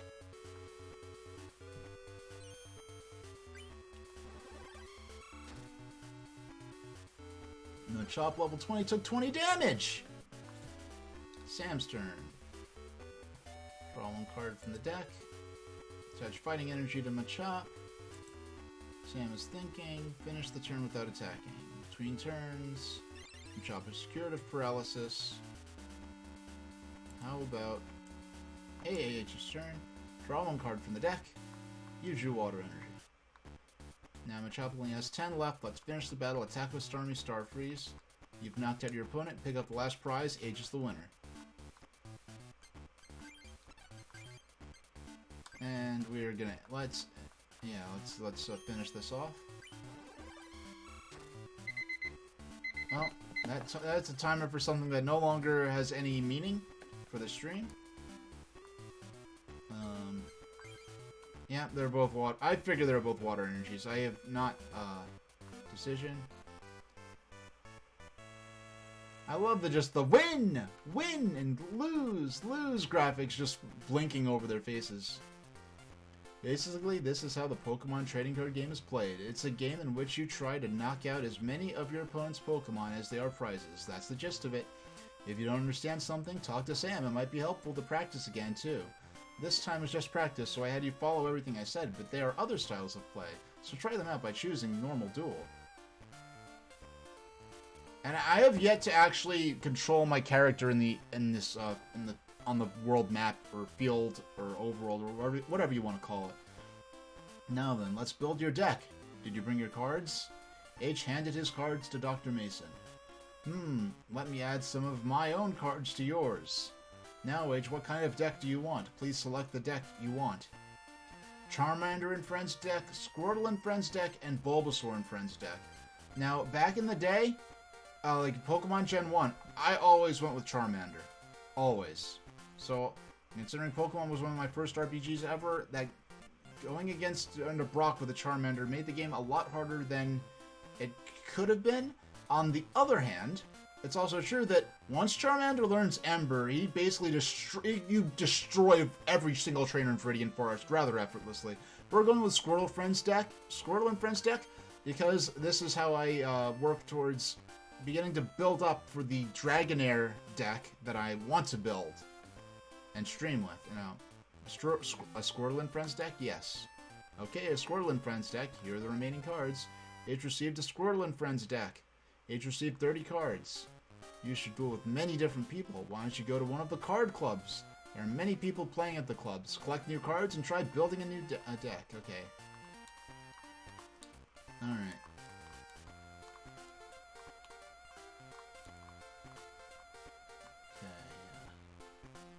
Alright.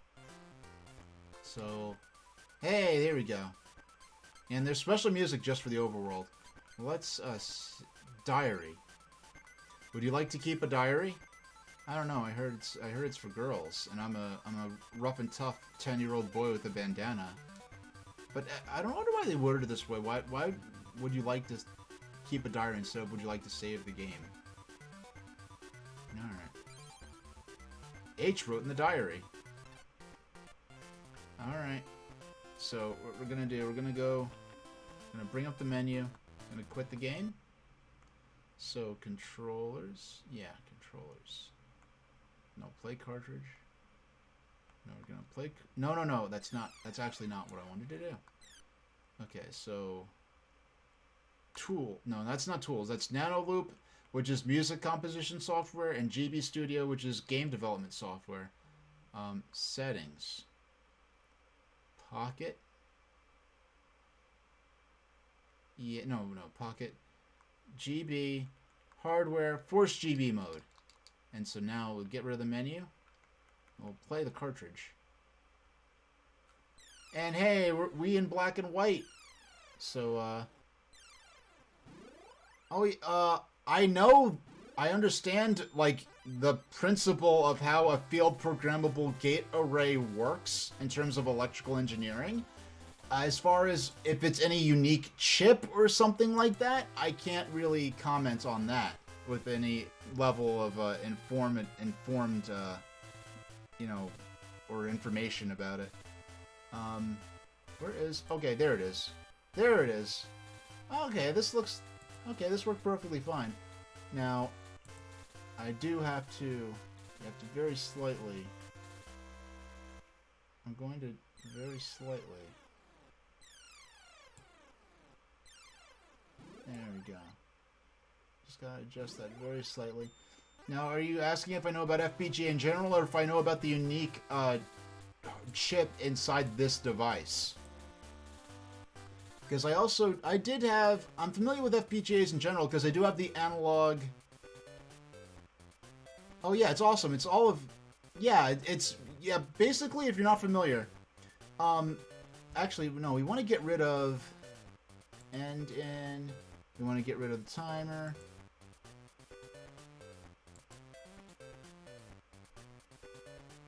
Actually, we could do, let's go full screen for this. Gonna do a quick little lesson. So real quick. So I've got, what's going on here? We want to go to, there we go. So, I've got the Analogue Pocket here. And I've got the new Pocket Go, which is a emulation handheld that runs ROM files off the SD card. Now, what this device is doing, the new Pocket Go, as well as emulation consoles such as the Retron products. Well, I'll put this down. It's more of a prop, and plus it's hard holding two things. But basically, so you have the Retron systems and you have the analog systems. Both allow you to play cartridge games.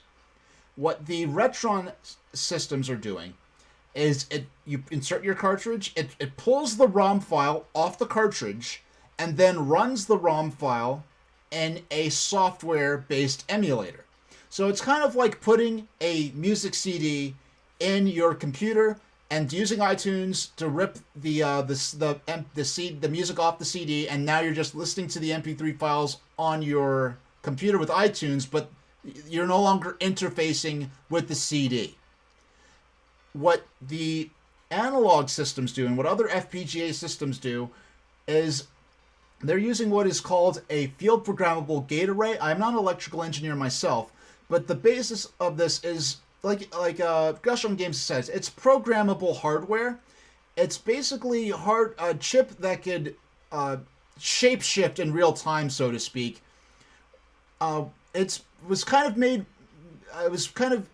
of invented initially for prototyping experimental hardware, but it could also be used to emulate other computer systems.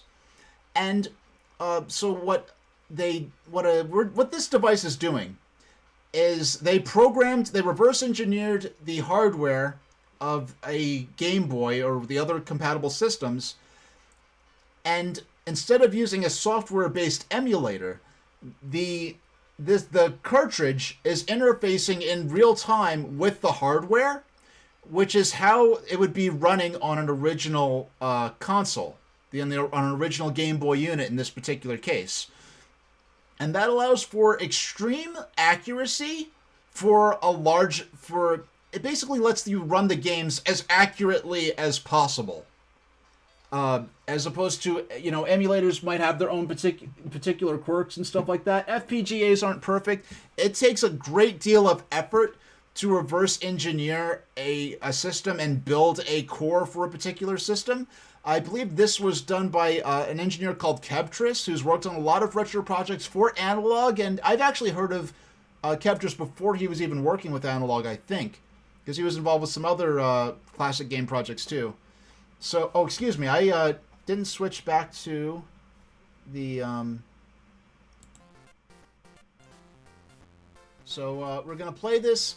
Man, something because I played Pokemon Red and Blue on a black and white Game Boy, so something about seeing this as though it was running on a black and white Game Boy just totally recontextualizes like the phase of like my world situation, my life situation at the time that I would have been playing this game. Grass, we're gonna go, we have a water deck, so we're gonna be cheap. We're gonna go to the Fire Club by the volcano over here. Yeah, like the results with emulation. Yeah, it's basically... Yeah, emulation is software pretending to be hardware. FPGA is hardware pretending to be hardware. So, like, there's some emulators, some specific emulators for specific systems that have such an extremely high degree of accuracy that emulator-based runs are accepted in certain speedrunning communities. Like, when you talk about, like, the 8-bit Sonic the Hedgehog games on Master System or on, Game Gear, that community accepts emulator-based runs because the accuracy on those software-based emulators are for specific emulators that they highlight in their community rules are at such a high degree that they're very satisfied with that, whereas for other games, like, they're for archival purposes, for capturing perfect footage, for capturing footage, for emulating specific things. For instance, if you want to show the protection they put into like in Link's Awakening DX, there's a dungeon you can only access on Game Boy Color, and they do that by making you play a mini game where you have to determine the color of certain things, and it's impossible to figure it out unless you're playing on a Game Boy Color. And with this, like, there are all kinds of unique options and features that they could build into this that and plus, like, for me, I have the Analogue Mega SG, which plays cartridge-based Sega games. And one thing I was looking at the Retron systems, and like I'm a casual enough gamer that I really like most emulation solutions. As long as it works and plays the game good, it's good enough for me. But I have my childhood Game Gear cartridges. It was important to me to play my own childhood copy of Sonic the Hedgehog and to play it on stream. And because that was my first ever video game, and when I say Sonic the Hedgehog, I mean for Game Gear specifically, not the Genesis one. And it's like, yeah, I could use a Retron system to rip the ROM off of the cartridge and play with that. But if I used an FPGA solution like the Analogue Mega SG with its Game Gear adapter, I could interface with the cartridge real time, play the game, running the code in real time off that very cartridge that I first held in my hands back in '91. Which was actually, my dad handed that to me to keep me entertained the first time I got my hair braided. A cute little story there. Well, getting the fire medal wasn't that hard. If I keep this up, I should be able to get the legendary Pokemon cards. What? It's you, H. What are you doing? Huh? That's a deck? Are you trying to get the legendary Pokemon cards? Yes. What? I can't believe it. You, the legendary Pokemon cards? Ha ha ha ha. Don't make me laugh. Alright, listen up. I'll teach you what it's all about. To inherit the legendary Pokemon cards, you must defeat the 8 Club Masters and get the 8 medals. Then you have to go to Pokemon Dome and defeat all the Grandmasters there. There's no way you could do it. You might as well just give up and go home, because the legendary Pokemon cards are going to be mine. I already got the first medal. See ya, H. Ha ha ha ha. As your bitter jerk rival, I'm going to tell you in explicit detail how this Pokemon card league circuit works and how to attain the goal that I clearly don't want you to go on. There's a Hegan, which is very cycle accurate, but it has input lag. Yeah, I'm not like a speedrunner or anything like that to the point where it would take extraordinary failure of performance for me to notice any dropped frames or lag or anything like that. Chap, you know the empty house on the cape to the northeast? That's Ishihara's house. Isn't it great to have friends? Wait. That's Ishihara's house. Isn't it great to have friends? Incomplete thought there. I just took a total left turn. Okay. Probably not a mistranslation, but a translation that translated what it said in Japanese while missing the point of what they were actually trying to say.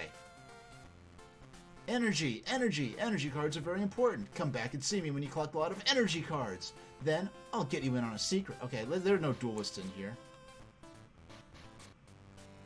Yeah, alright. Hey, this guy just flat out looks like the player character from Pokemon Gen 1, so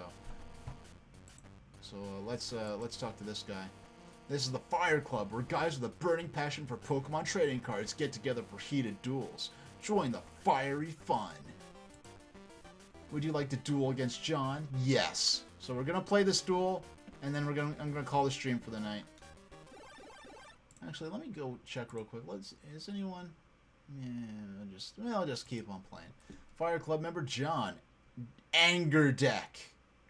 The anger deck. Oh. How edgy. Each player will draw 7 cards.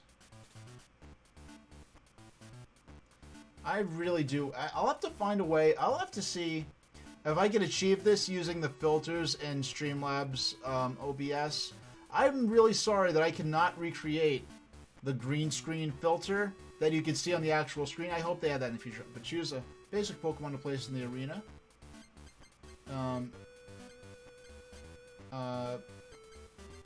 We're gonna go with...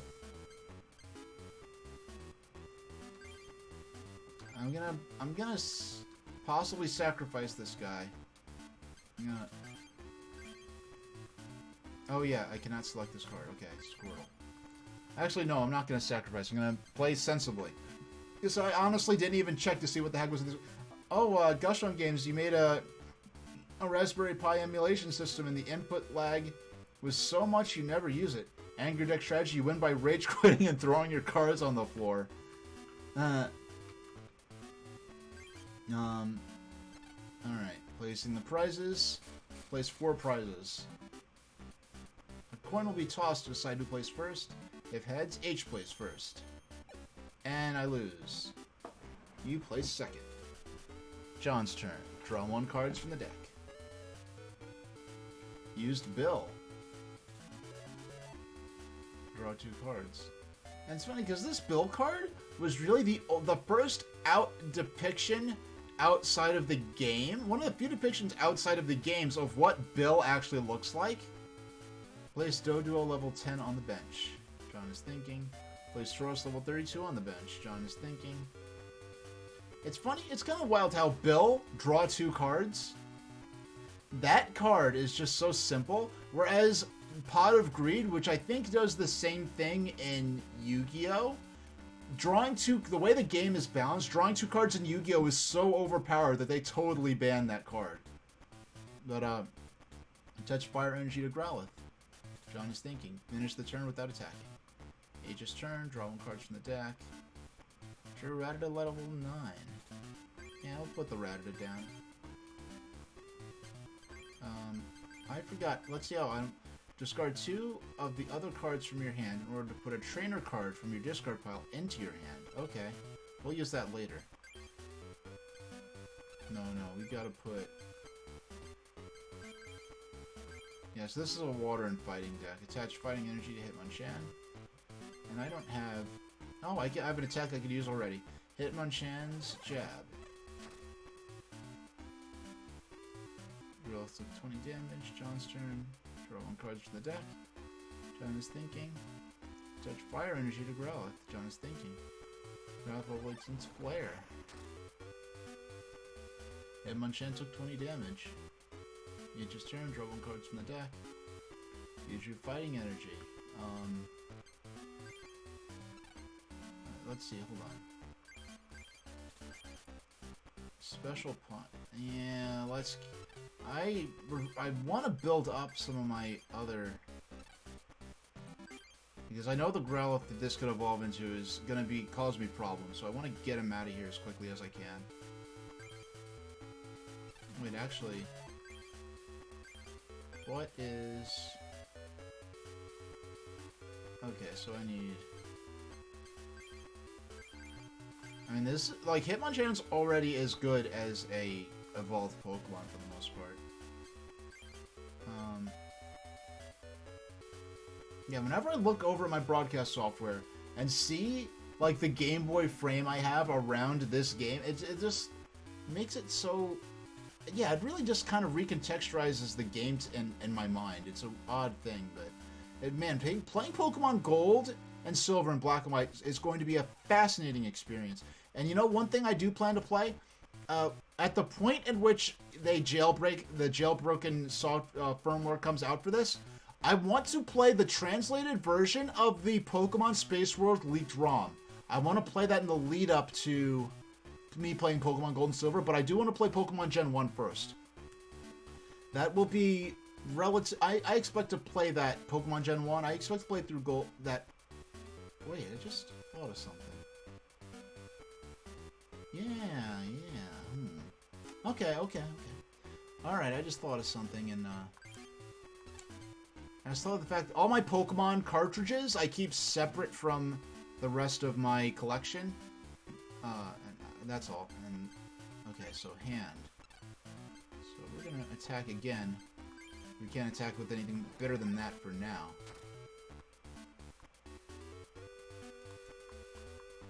Okay, I draw one card. John is thinking. Scroll to the bench. John is thinking. Attack double. You know, I never ever encountered double colorless energy back when I was playing the game. John is thinking to do a level 10 fire attack. Damage check. If heads, time to send damage.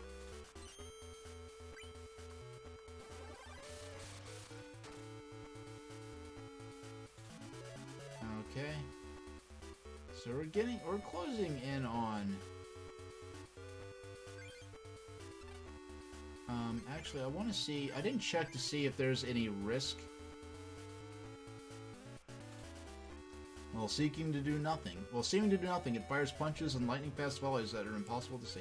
Alright, so there's no, like, coin flip or risk or self-inflicted confusion associated with, Alright. Now we can start.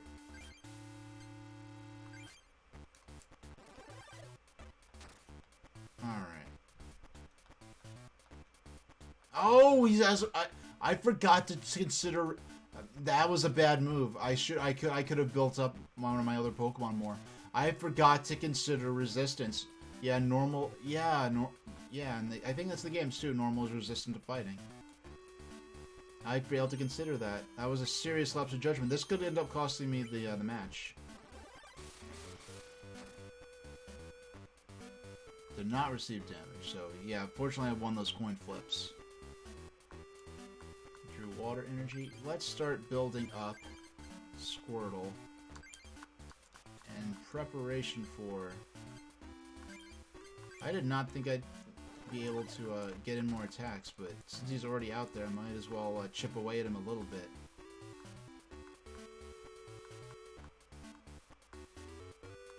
And typing, the type effectiveness is attached to the Pokemon themselves. It is not attached to the moves.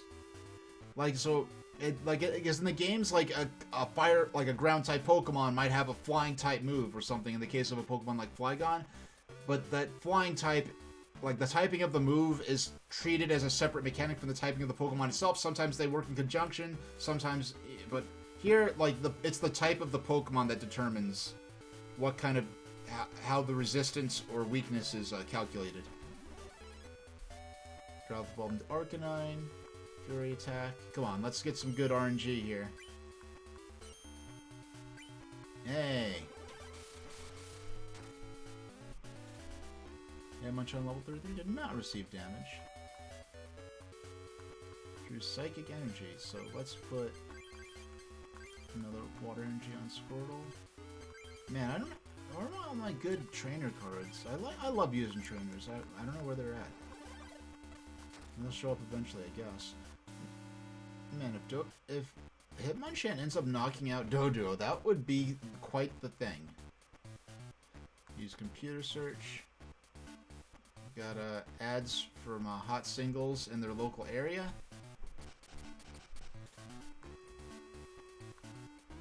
Doduo's level 10. Okay, come on, good. Fingers crossed, fingers crossed. No. Okay, so we're actually going to take some damage from this. 10 damage, alright. Because if he was winning those coin flips, I would have already... Full heal. That is for conditions, not for HP, right? Let's check it. Let's check. Yeah, that is... Yeah, full heal is for conditions, and not for HP. So it can't be used like a potion, pretty much. Actually, hold on. This whole time, next game in was sitting there on screen for no reason. I hate that. Because all that timer stuff, we're just gonna play till the game... We're done with the game. This duel, rather. John's turn. One card's from the deck. Place Ratata on the bench. Touch Fighting Energy to Ratata. Come on. Good RNG, good RNG. Nope. Alright.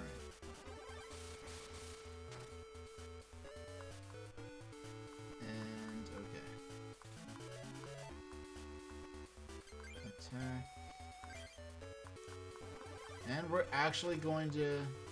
There we go. I did not expect to be able to knock out that Dodo with Hitmonchan. It doesn't matter. I mean, I don't know what... All four of them... It doesn't matter, really. Another Squirtle. Okay. Place Arcanine on the bench.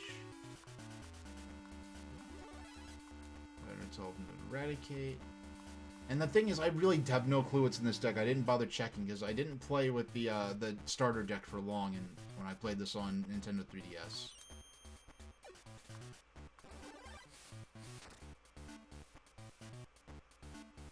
Yikes. F for Hitmonchan, but he was a lucky one. He was able to get me my first knockout of this duel. Come on, give me Wartortle. Potion? Oh, now I get the potion. But frankly, this is probably better. So we're gonna put more... I'm gonna put another potion on Squirrel in preparation for... Withdraw? No, I'm just gonna use... Yeah! Paralysis. I almost said paralysis. Can you tell it's time for me to go to bed? Alright. Oh, if I draw Wartortle...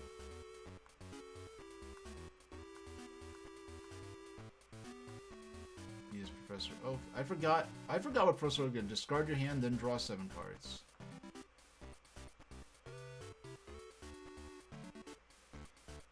John was thinking.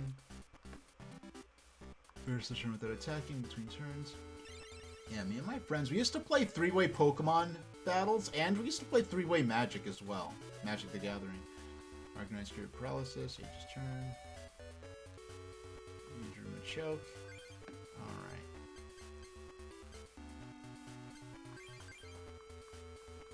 Yeah, no reason not to place him on the bench, but... Hey, we got Paralysis again. We got the effect on. We want our coin flip for that. Draw 1 cards from the deck. John is thinking. Attach Fire Energy to Tauros. John's thinking. Finish the turn without attacking between turns. Arcanine is cured of Paralysis. H's turn. 1 card from the deck. Your chop level 20. In school, you play with your own rules. Yeah, no one I knew, that, like in the 90s really even played. You think the rules extend to other nearby schools in London too? Oh yeah. Oh, you're from the UK. I forgot. Yeah, or I don't know if you mentioned that before, or if you mentioned I forgot.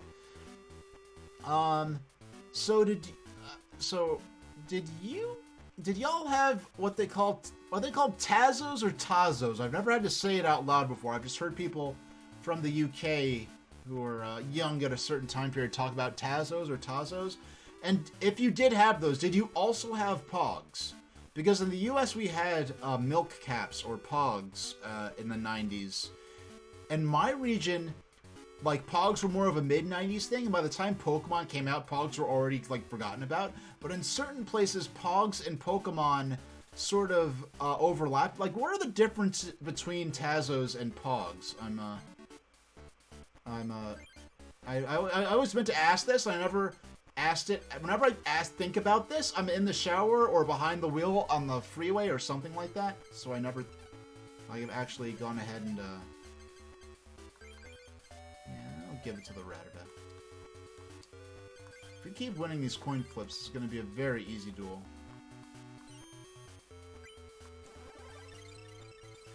What's wild is that, like, you have a binder full of Star Wars Pogs from the 90s. Are these, like mid-90s Star Wars Pogs or late 90s Star Wars Pogs? It's like mid-90s, like before, like pre-Episode 1, like 90s Star Wars is so different from post-Episode 1 90s Star Wars.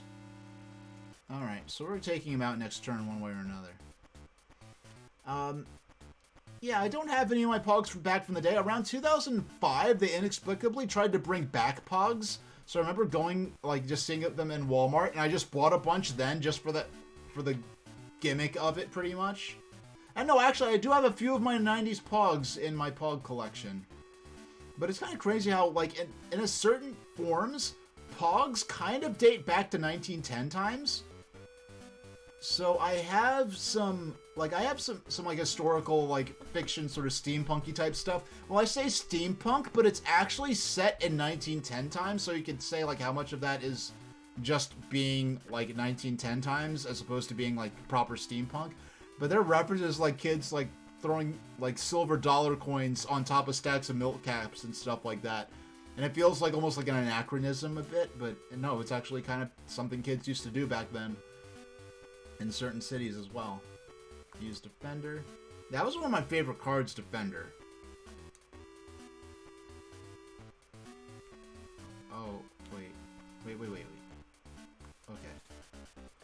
You know, it's kind of, like, I remember, yeah, in the Pokemon trading card game, like, the depictions of potions and super potions, those, I don't know, those later formed the basis for how potions were depicted in the Pokemon games, because in the first few generations of Pokemon, potions were just, they only existed in the form of the word potion in text form.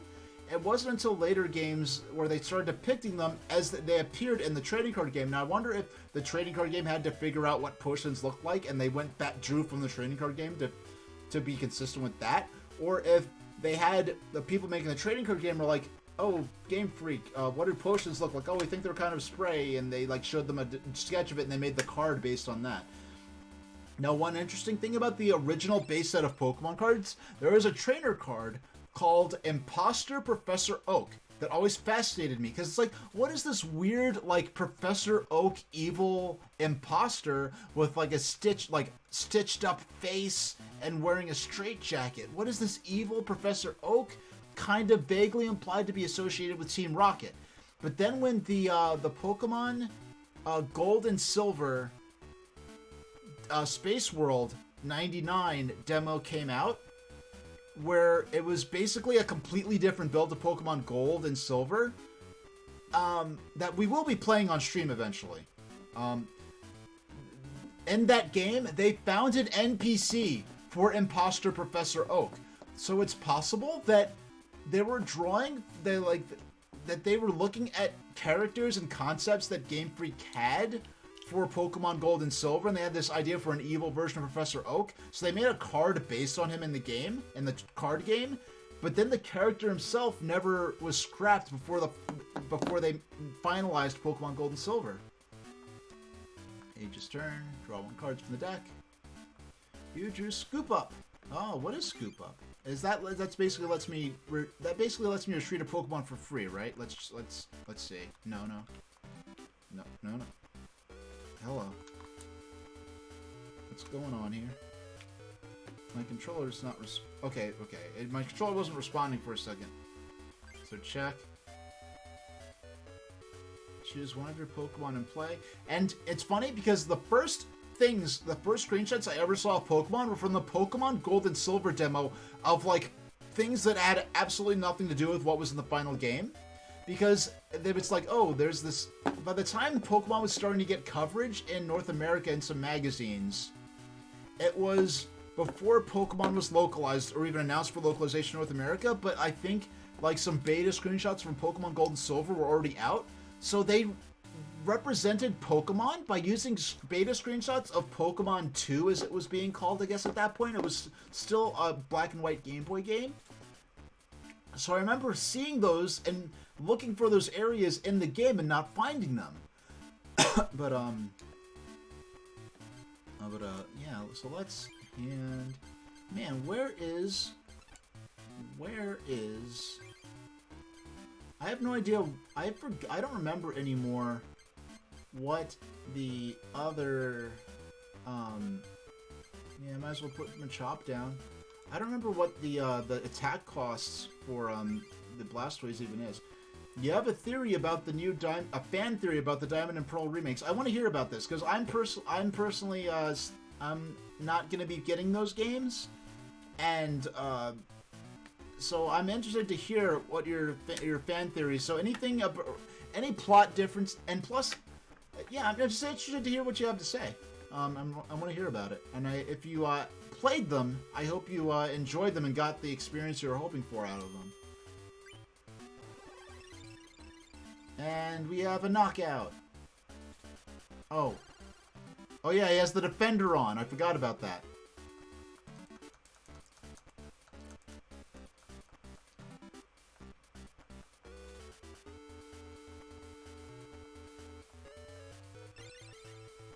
Man, we've been at a stalemate with this, between his paralysis and the defending stuff. Okay.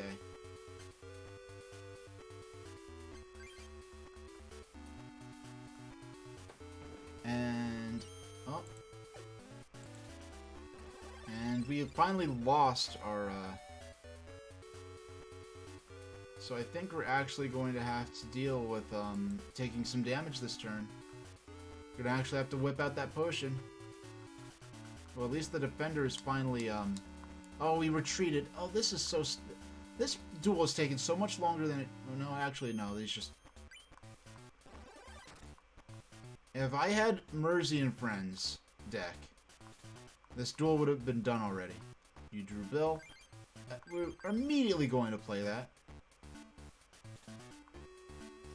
You do Dugong, you do Fighting Energy. Great, great, fantastic. Alright. You can tell the sarcasm in my voice, I'm sure. So, potion. Use potion. 20 HP, attack. We're gonna use...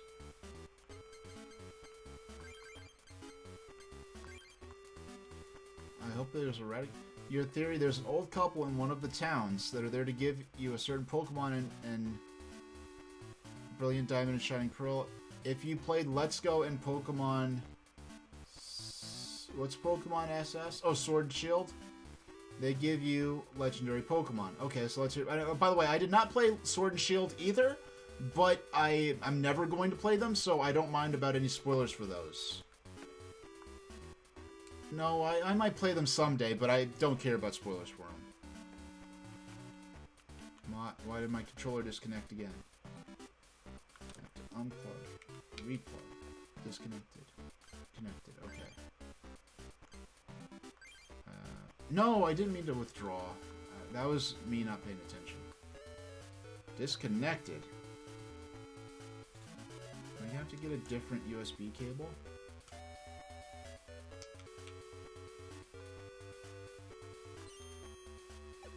Okay. That might cost me the duel. I mean, you're making memes about how you just get random legendaries by talking to an NPC and saying that's stupid. However, what if... Damage check. Wait a second. Excuse me, why is... None... Where's my chat box? Okay, we gotta fix this right now. This whole time, chat wasn't appearing where it should be. There we go. I built this layout in a hurry, and I forgot to bring the chat box back up here. There we go. No, put it right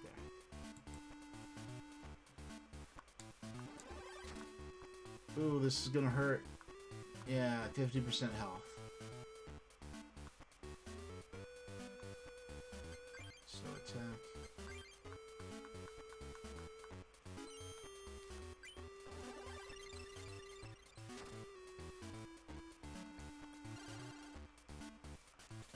I mean, I have a water deck.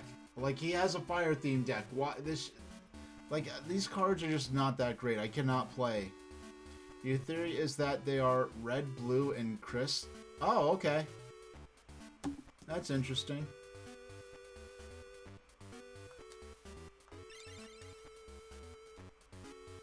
Because, oh, the guy gives you a Mew? And I did not play...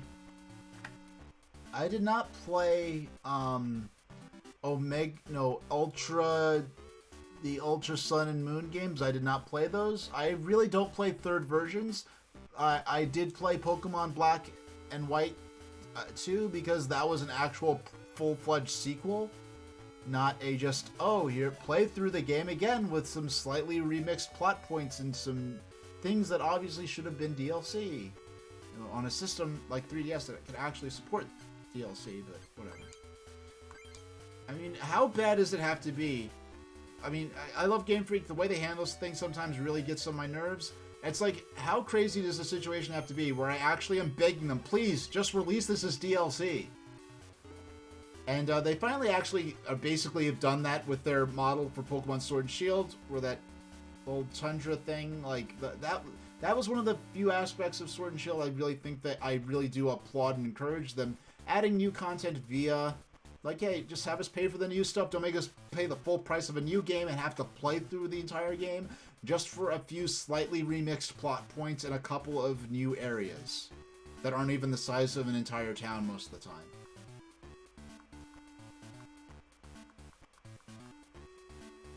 So maybe after becoming Pokemon Masters, they hooked up, retired, lived a long life in one of the pretty towns in Sinnoh, then gave their Pokemon away to budding Pokemon Masters. Aww.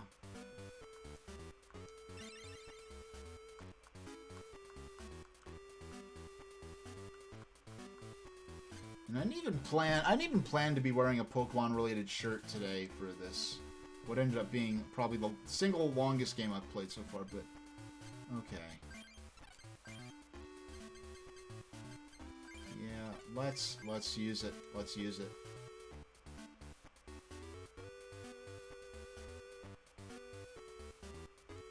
What's our new hand? What's our new fortune? Oh, hey, Ghastly. Hey, it's the Meowth card I pulled from the box. That's pretty cool.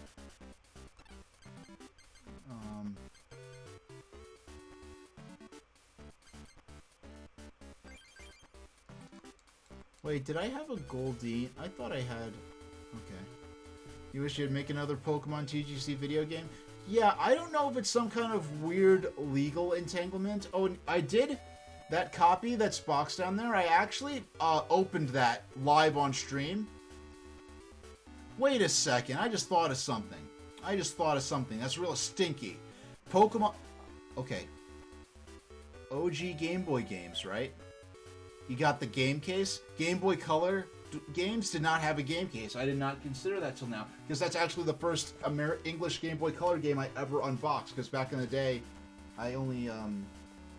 had yeah, there it is. There's the Meowth card for my collection. Yep, that's gonna be my Meowth. Yeah, I'm not trying to be a investment bro with my Pokemon cards. I recently, just a few months ago, just started on a quest. The collection that I want, that would be fun for me. I just want to have a binder, that binder right there, with one of each species. So I can just go through the whole Pokedex and have one representative card of each species. For a few of my favorites, I'll go out of the way to find a specific version of that Pokemon that I think really captures its essence, or its attitude.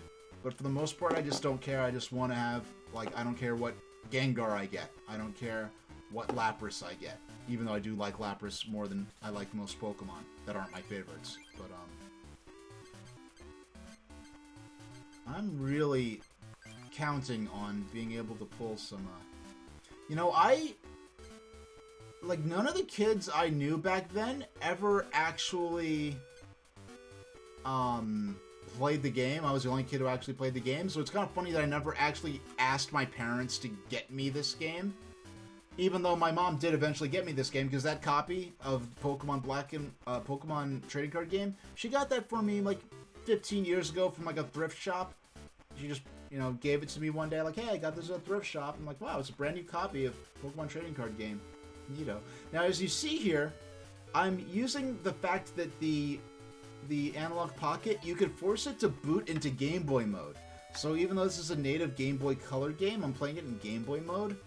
Well, because this is a dual mode game, and just seeing this in black and white, like, totally recontextualizes the game in my mind, especially when I have the frame up and my layout of the DMG 001 Game Boy. No, I did not mean to. Oh, I did not mean to do that.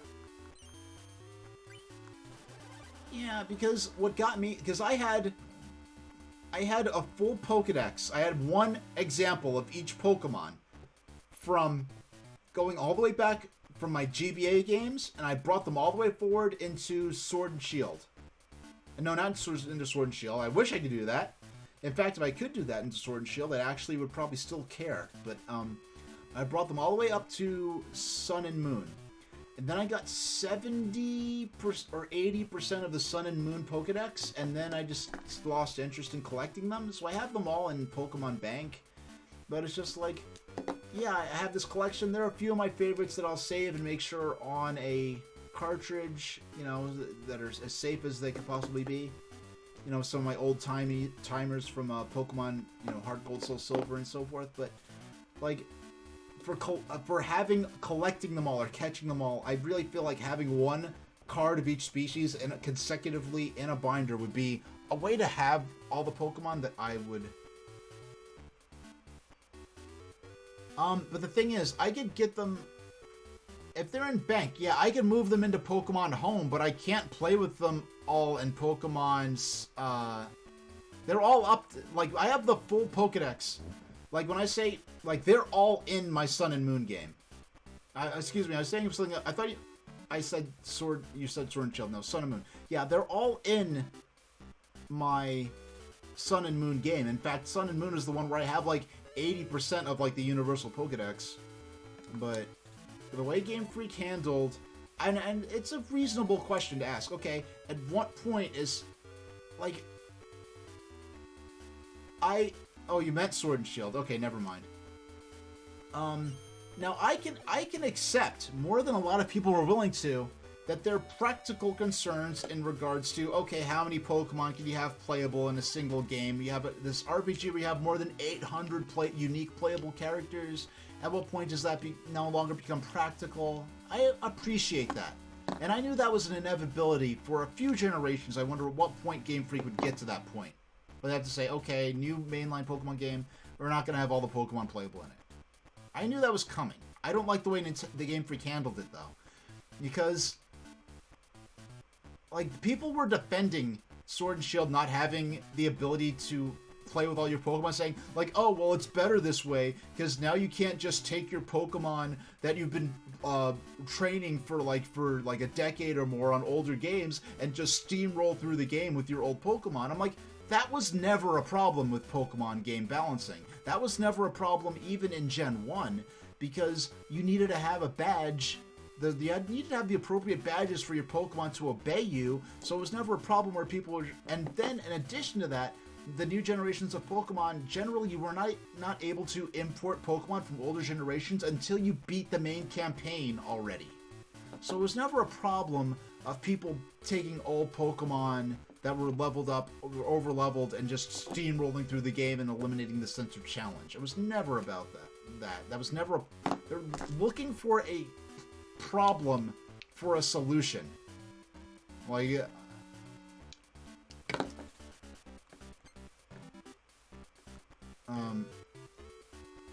okay, so And, okay, so we're gonna try to... Come on, please, paralysis. Okay. This guy's being a real chick, and he keeps withdrawing his Pokemon when I get them really high, when I deal really high damage on them. I otherwise would have done with this duel already. And when I finish this duel, I am gonna end the stream at that point. Thanks for dropping in, by the way, Tundex. I don't know if I actually said that out loud. Always implied, but, you know, uttering it aloud is important to me. Alright.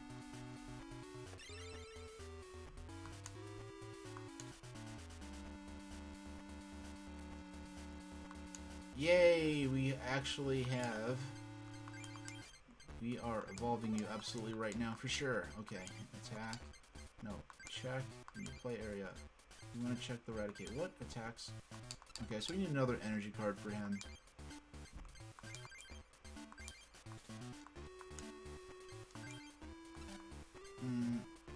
Yeah, we're gonna go ahead and see how far we can get away with this.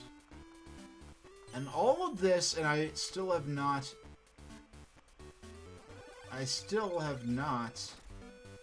Yeah, I know you're just a guy checking out my streams, but you know, like I've seen you around on the internet for a very long time, so like long preceding Twitch.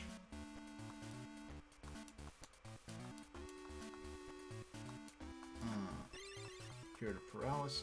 Just turn. Draw this card. And attack. I had the chance to put down an energy card. I didn't. I'm just really eager to end this. I enjoy the stream. I just also want to sleep because I've been up since like 3:30 this morning. So yeah, I'm ready to sleep. Okay. Are you gonna actually allow me? Okay, yay, I'm actually gonna get to attack the, and knock out a Pokemon. And of course, it's gonna knock me out. Yay. Alright. Okay, out comes my new tank.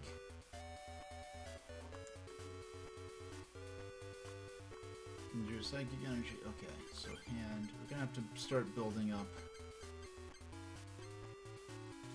I have no idea if I have evolution. I didn't look through this starter deck before I started playing. And it's been so long since I've played this. Actually, not as long as it sounds, because I never even owned this game back in the day. I had this on 3DS Virtual Console. And I have my favorite deck, my Dragonair deck that I like to steamroll through the game with, but I have to earn all those cards back.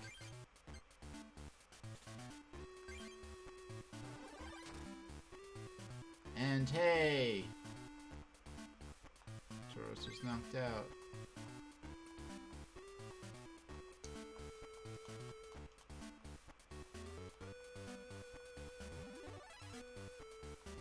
Alright. Oh, I like how it announces if a Pokemon that's entering the game has a Pokemon power, like, as soon as it happens. That's cool.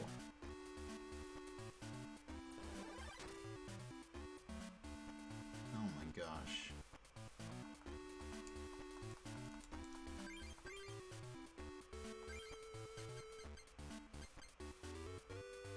Alright.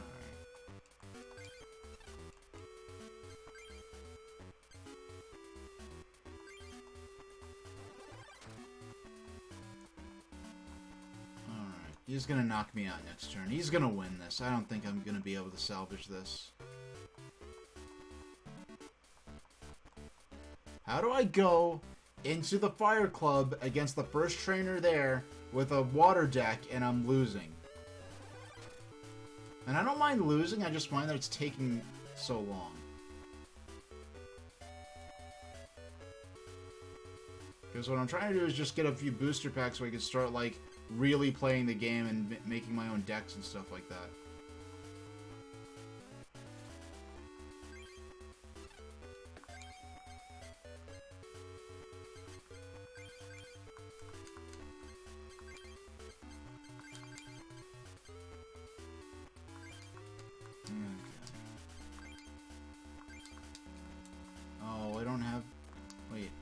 the... Oh, it needs... Wait, what have I been attaching to? Have I been attaching... Psychic? Wait a second. Wait a second. What is this? What is this game doing to me? I have a Psychic and Water deck. And this card, Machop, needs Fighting Energy. This deck is stupid. This is like when I was actually a little kid in the 90s. I did not make decks like this. I knew not to do this. This is rubbish. That is just some straight rubbish.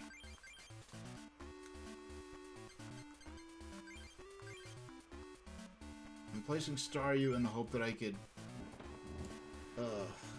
no, that really... Why would... No, I didn't even consider that they would give me cards with attacks that I don't have the energy for in my unmodified starter deck. This is like the deck you make when you just have a bunch of stuff from booster packs and you're scraping together whatever you possibly can to make a tournament legal deck. Alright, that was some trash.